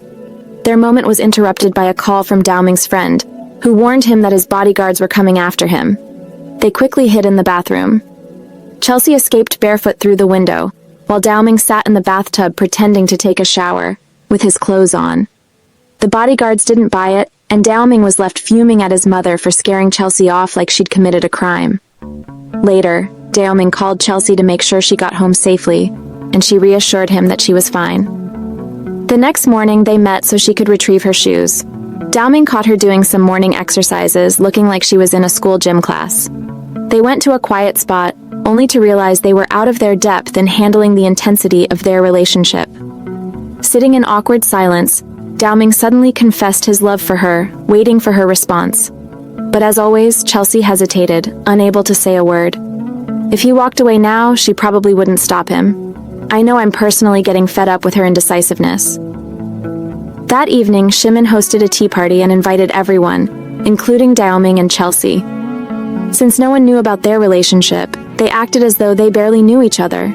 Dowming's friends nudged him to offer her something to drink, which led to them sitting together and enjoying the party peacefully. But Chelsea eventually left the party feeling upset. Dowming followed her, asking what was wrong. She confessed that she was sad because their friends were so worried about them, when, in reality, they were hiding their relationship from everyone. Dowming retorted, "You won't even admit your feelings for me, so how do you expect to tell them anything?" Chelsea was about to confess her love when they overheard Sherry confessing her feelings to Shimon, only to be rejected without hesitation. Chelsea went to comfort her friend and later sat with Dowming, visibly distressed. Dowming, frustrated, told her, "Instead of worrying about others, maybe focus on our relationship first. It's so unclear, even I don't know where we stand anymore." He pressed her to share her feelings, but once again she avoided answering. Fed up, Dowming walked out, deciding it would be the last time he'd see her. But Chelsea ran after him, finally shouting out that she loved him. She confessed to everyone that they had been secretly dating. Dowming hugged her tightly as she silently vowed to hold on to him and stop hiding their love. One day, Chelsea was calling Dowming when she heard someone trying to open her door. She went to check what was going on, only to scream when she saw someone trying to break in. Dowming, hearing the commotion, couldn't understand what was wrong. The thief, unable to open the door, ran off. Chelsea calmed herself down, pretending nothing happened until she heard a loud knock on the door again. Grabbing a frying pan, she was ready to fight back, convinced she'd make headlines for taking down an intruder. But it turned out to be Dowming, who hugged her tightly, worried for her safety. He insisted she leave the house and come with him since it wasn't safe there anymore. She refused, so he offered to stay the night to protect her, but she forced him out despite his protests. Still, he stayed outside the whole night, keeping watch. The next day, as she was returning home, she noticed lights on in the supposedly vacant house next door. Curious, she knocked on the door to alert whoever was inside, only to find Dowming, who had rented the place to keep an eye on her. He tried to brush it off, saying, "It's just between us. I'm keeping an eye on my pet in case it runs away." Chelsea glared at him. "Oh, so I'm the pet now? Thanks a lot." That night, Dowming found himself unable to sleep. He admired Chelsea's resilience in handling her challenging circumstances, and felt lucky to live so close to her. He almost went over to see her but stopped himself, not wanting her to misunderstand. Instead, he went out for fresh air, only to bump into her outside. Sitting together, she asked him why he was awake. He confessed he couldn't sleep and cheekily asked her for a hug before she left. "Just one hug?"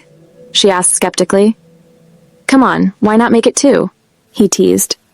But he knew deep down that if she indulged him, he wouldn't let her go. He was greedy like that. The next day, Chelsea returned home and found him missing. She waited for a long time, growing frustrated because all she could think about was him. Hearing scratching noises, she went to investigate and found him swatting mosquitoes. Annoyed, she scolded him, saying the place was too tough for him to handle and he should return home. But he insisted, "I want to adapt to life here and be a part of your world." Feeling moved, she offered, "If you can't sleep, I'll stay with you tonight. But don't get any ideas. It's like how your mom used to sleep next to you when you were little." Dao Ming smirked. "But my mom used to hug me like this." She rolled her eyes and jokingly sang, let's sleep, I'll cook us a feast of pigeons tomorrow." "Your singing is awful," he retorted, pretending to cover his ears. She playfully pinched his ear to teach him a lesson. As they settled in, she admitted she felt happy for once because he was trying to understand her life better. Dao Ming, touched, whispered that he wanted to turn around and hug her, but she was already fast asleep. One day, as she was heading home, she noticed his bodyguards lurking nearby. Panicked, she called him to warn him, only to find out he was already inside. Rushing in, she grabbed him, and they decided to find a safe place to hide. They ended up at his house, figuring his mother would never suspect he'd bring her there. He distracted the bodyguard while Chelsea snuck inside. After freshening up, she came out wearing his clothes, catching him off guard. He couldn't resist inching closer to her, but she placed her hand on his chest, stopping him. He asked her directly, "Are you uncomfortable with us getting closer, or are you afraid of me?" She hesitated, as always, unsure of how to proceed in their relationship. Before they could figure it out, his sister barged in, furious, thinking Dao Ming was pressuring Chelsea into something she didn't want. But Chelsea stood up for him, admitting she was the one who allowed it.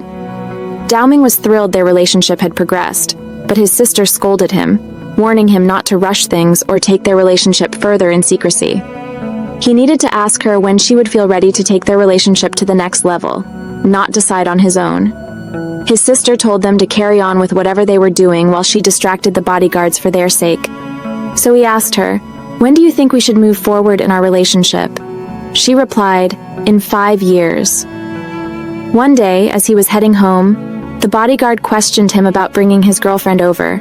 He simply replied, "What's it to you?" The bodyguard reassured him, "Even if you bring her here, we won't say anything." Still, Dao Ming felt something suspicious in their behavior. When he confronted his sister, she admitted she had instructed the bodyguards not to interfere. At university, the moment he saw Chelsea, he hugged her, but she panicked, worried someone might see them. He reassured her, saying, "Relax, my sister bribed them, they won't say a word anymore." Later, Chelsea heard from her friend Sherry that Shimin had been toying with her feelings again, acting distant one moment, then drawing closer the next. Furious, Chelsea demanded that Dao Ming take her to confront Shimen, or else she would break up with him. When they got to Shimen, he was hanging out with other girls. Chelsea didn't hold back, scolding him, "How dare you sit here with other girls after leading Sherry on like that?" She berated him outside, calling him out for treating her friend's emotions like a game. But Shimen coldly replied, "Mind your own business," before walking away, leaving Chelsea fuming.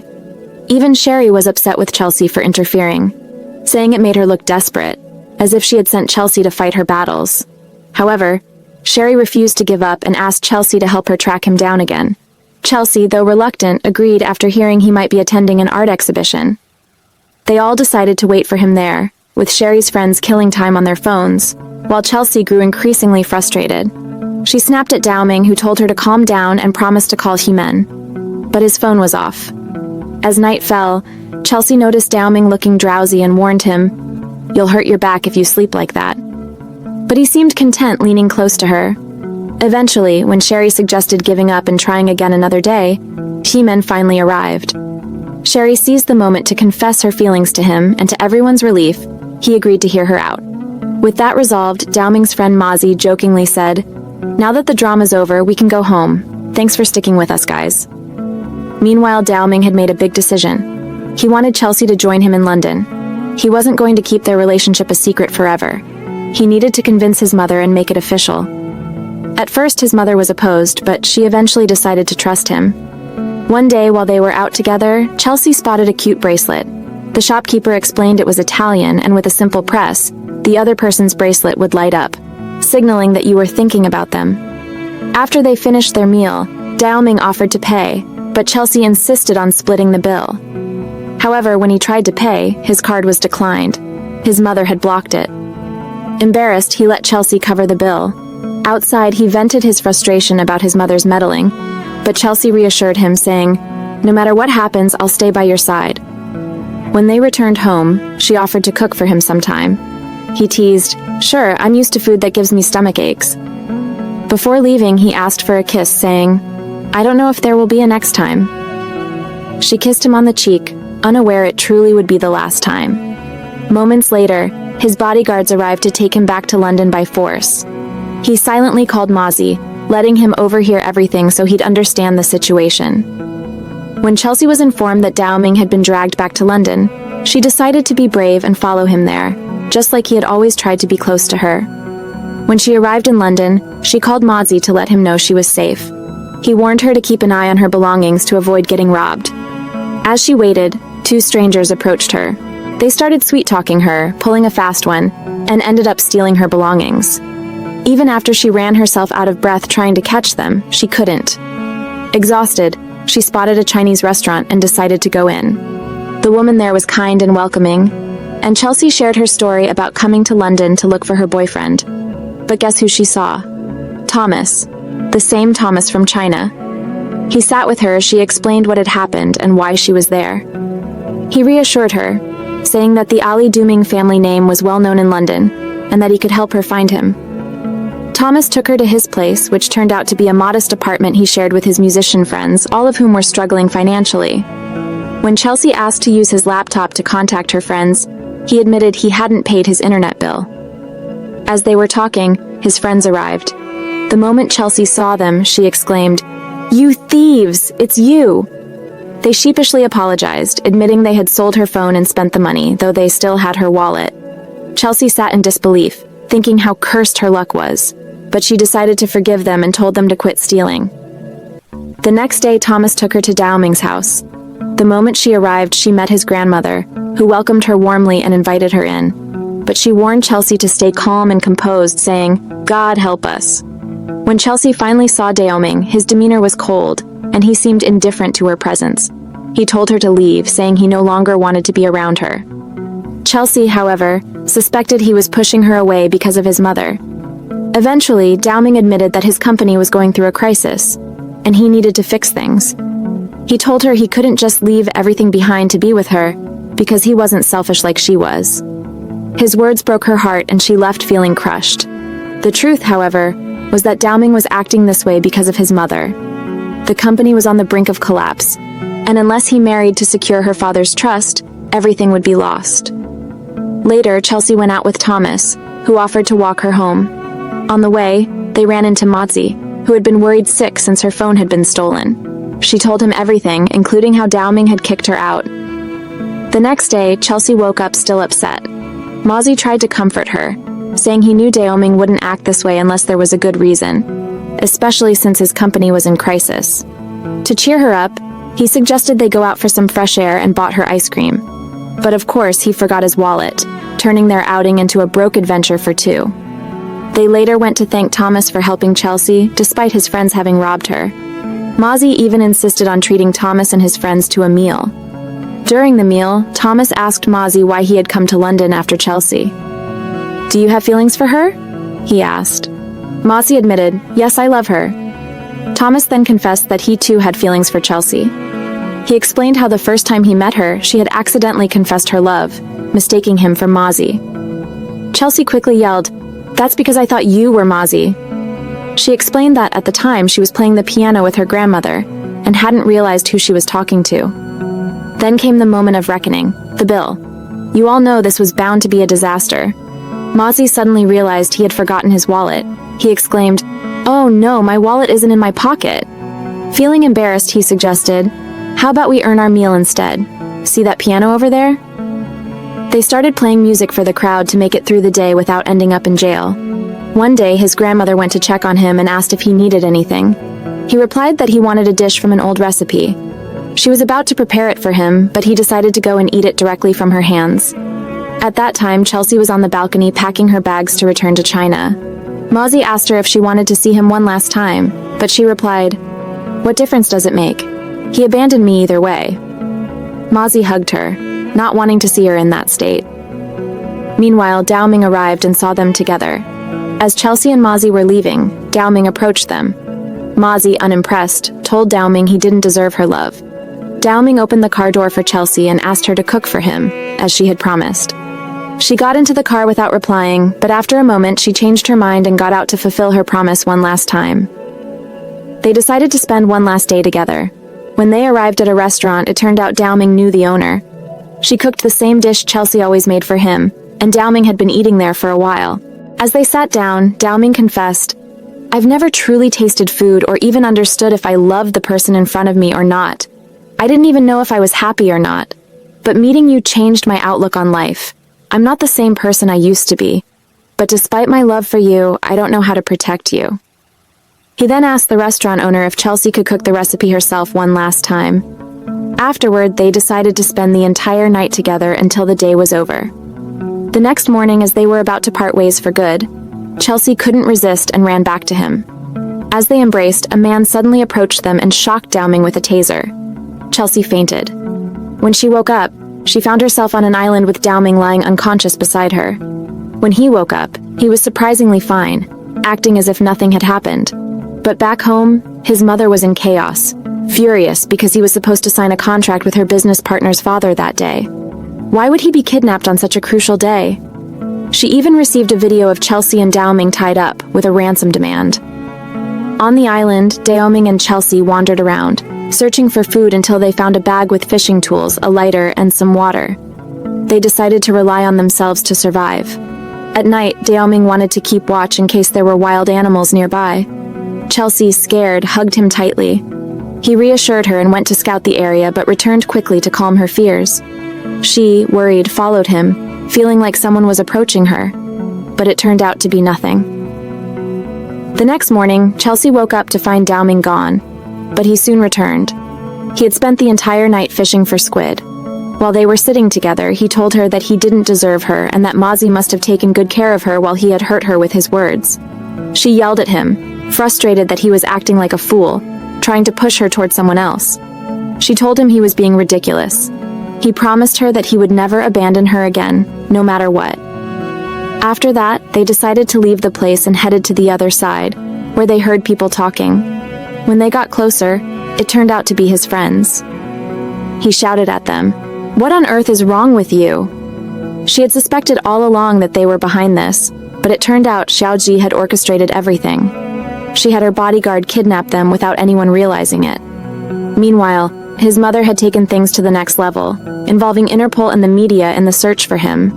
Eventually, the police found them, but instead of being in distress, they were sitting romantically in a tent as if nothing had happened. To cover up, they told his mother it was just a harmless prank. The next day, as they returned to the mainland, they were met with a swarm of reporters. It was so chaotic they couldn't leave together. Chelsea got pushed aside in the crowd, unable to get through. Then out of nowhere, a man with a knife stabbed Dao-ming. He was rushed to the hospital, and thankfully the surgery was successful. However, he hadn't regained consciousness yet. His friends were taken in for questioning, as they were the last ones with him during the prank. When his mother arrived, she lashed out at Xiaoji for what she had done. Then she turned to Chelsea, making it clear she wasn't welcome. Chelsea, however, refused to leave unless Dao-ming himself told her to go. His mother, exasperated, stormed out dramatically. Later, as Chelsea sat beside Dao-ming, he started to wake up. Everyone rushed in to see him, but he complained of a headache and pretended not to remember anything, though he clearly remembered everyone else, including Xiaoji. Chelsea, heartbroken, tried to remind him of their memories together, insisting she loved him and would never give up on him, even if he forgot her. She vowed to make him fall in love with her all over again. Overwhelmed, she became hysterical, only for Dao-ming to suddenly reveal he was faking the memory loss to get her to confess her love. Annoyed, she tried to hit him, but he held her hands and started massaging her back, asking her to forgive him. He shrugged it off as a small prank, but she was furious.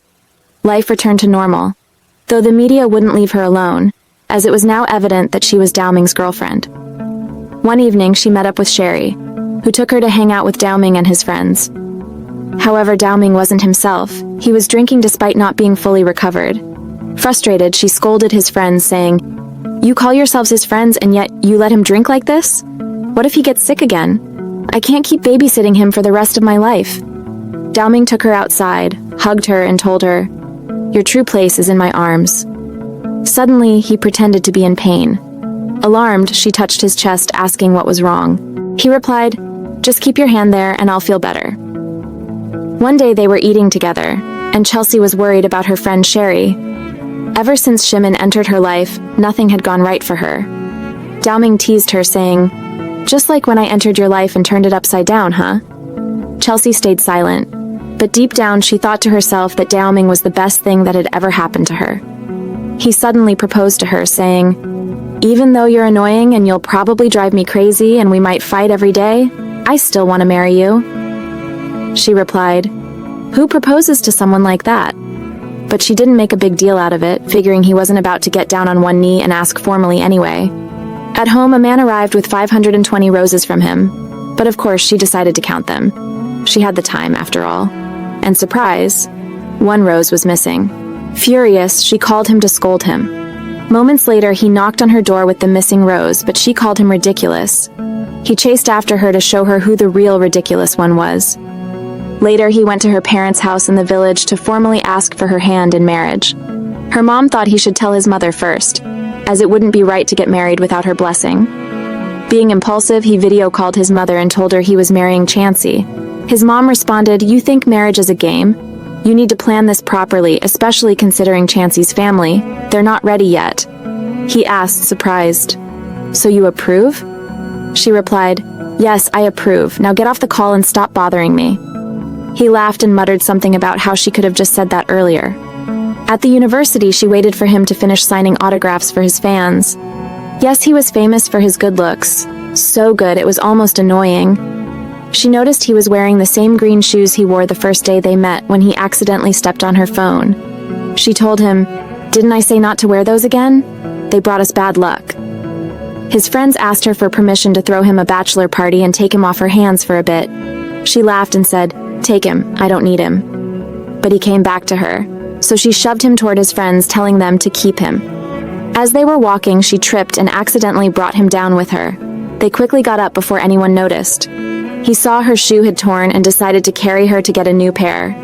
At the store, he told her she needed to come home with him. She glared at him, shocked. "Are you crazy? Just because we're getting married doesn't mean you can start bringing me home like that." He smirked and said, "Stop with your dirty thoughts. I'm taking you to my grandmother so she can measure you for the dress," as if she hadn't been to his house before. Grandma took her measurements, and when he entered the room, he asked if they were done. She playfully asked, "Why? What do you want from me?" He grabbed her by the back of her collar and replied, "Do you even need to ask?" He had set up a romantic atmosphere, as expected from him, to confess his feelings to her again, making all the singles in the room groan in frustration. One day, his mother planned to visit Chansey's family to finalize the marriage details, but she canceled last minute and told them she wasn't approving the marriage. She had only been playing along so her son wouldn't get upset. Chansey told her family not to interfere in anything that happened between her and Dao-ming because she wouldn't let her family be disrespected under any circumstances. She said she'd handle things herself. She then went to his friends to see if they knew what was going on. Mozzie told her Dao-ming had been missing since the day before. It was clear she was stalling and planning something. Dao-ming's friends decided to go to his house and sneak in without anyone noticing. However, Grandma spotted them. She had been expecting them to show up. She told them Dao-ming was locked inside. When they entered, they found his mother sitting by his side while he lay unconscious, unaware of anything happening around him. She saw his friends as a bad influence, blaming them for his current state. She insisted that Dao-ming would only marry Xiaoji for his own good and the benefit of the company. Meanwhile, Xiaoji was reluctantly preparing her wedding dress under pressure from her family. Dao-ming's friends decided to take Xiaoji with them to convince Chansey to go see Dao-ming. Ever since his father locked him up, he had been refusing food and water to the point where his life was at risk. The plan was simple. Chansey had to convince him to marry Xiaoji, even if he didn't want to, because holding onto his love for Chansey could end up killing him. Reluctantly, Chansey agreed, but on one condition. Xiaoji must not invite her to the wedding under any circumstances, as she wouldn't be able to wish them happiness. When Chansey arrived at the house, Dao-ming's mother agreed to let her in as long as she was there to convince him. As soon as Dao-ming heard Chansey's voice, he got up and sat on the floor. Chansey told him she had realized their love was meaningless and was just a fleeting distraction, but Dowming didn't believe her. He was certain she was lying because she was worried about him and wanted him to move on with his life. Dowming, however, had made a promise to himself and to her that he would never give up on their love. Chansey felt weak compared to him, unable to do anything for him, while he was willing to sacrifice everything to stay by her side. Moved by his determination, she admitted he was right. She told him she should have been stronger and should never have given up on him. She promised she would stay by his side no matter what. When she left the room, she declared that she wouldn't try to make him leave her anymore. If he refused to eat, she wouldn't eat either, even if it meant they would both die. His mother warned her not to think this would make her relent. Chansey replied, "I feel sorry for you. You should be ashamed of what you're doing. If anything, you should feel sorry for yourself." She then walked out into the rain, determined not to move, eat, or drink, no matter how much they tried to persuade her otherwise. Dowming's sister arrived, furious at their mother's behavior. She couldn't believe their mother was okay with her son dying inside while the woman he loved stood out in the pouring rain. She told her mother that she was selfish and didn't even understand what motherhood truly meant. Her mother slapped her in response, insisting that she was their mother, and they had no right to question or refuse her decisions, as if she were some angel descended from heaven. The day passed, with Dowming still refusing to eat and Chansey standing in the rain, unmoving. Eventually, Xiaoji stepped in and told Dowming's mother that she wouldn't marry him. Her father also opposed the marriage, urging Dowming's mother to let go and allow the couple to reunite. In return, Xiaoji presented the finalized business contract Dowming's mother had wanted all along. Finally, they told Chansey that everything had returned to how it used to be, and no one would separate her and Dowming again. The moment she entered his room, however, she fainted. When she woke up, it felt like a dream. She heard Shimin telling her that Dowming had left for London and was going to marry Xiaoji. Not this again, she thought. How many times are we going to repeat this cycle? What is this, some endless loop like in a movie? Just then, she bumped into a man and fainted again. When she regained consciousness, Dowming was there, waiting for her in a suit. He told her he'd only marry her if she obeyed him. She found his words strange, as if he had reverted to his old narcissistic self. Suddenly, he disappeared, and Dowming's sister appeared, telling Chansey to choose one of the F4 guys to marry instead. Chansey refused all of them because she only loved Dowming. They then revealed the ultimate plan. If you won't marry anyone else, the only option left is to marry Dowming himself. The groom entered, proposing to her for real this time. Everyone laughed, teasing her for falling for their trick so easily. His sister nudged him forward, saying, "Go on, bro. Marry her already and let's wrap this up." Finally, they got married, putting an end to their endless drama, which had been giving everyone a headache. One day, they smelled something burning and discovered that Dowming's mother had tried to make them breakfast but failed miserably. She told them it was the first and last breakfast she'd cook for them because she planned to leave, live independently, meet new people, and finally take control of her own life. She was tired of burying herself in work and wanted a fresh start. Days turned into weeks, and the couple lived their life happily, playing around, joking, and exploring places together like any other married pair. Don't forget to subscribe for more. Check out more recaps you'll absolutely love right here.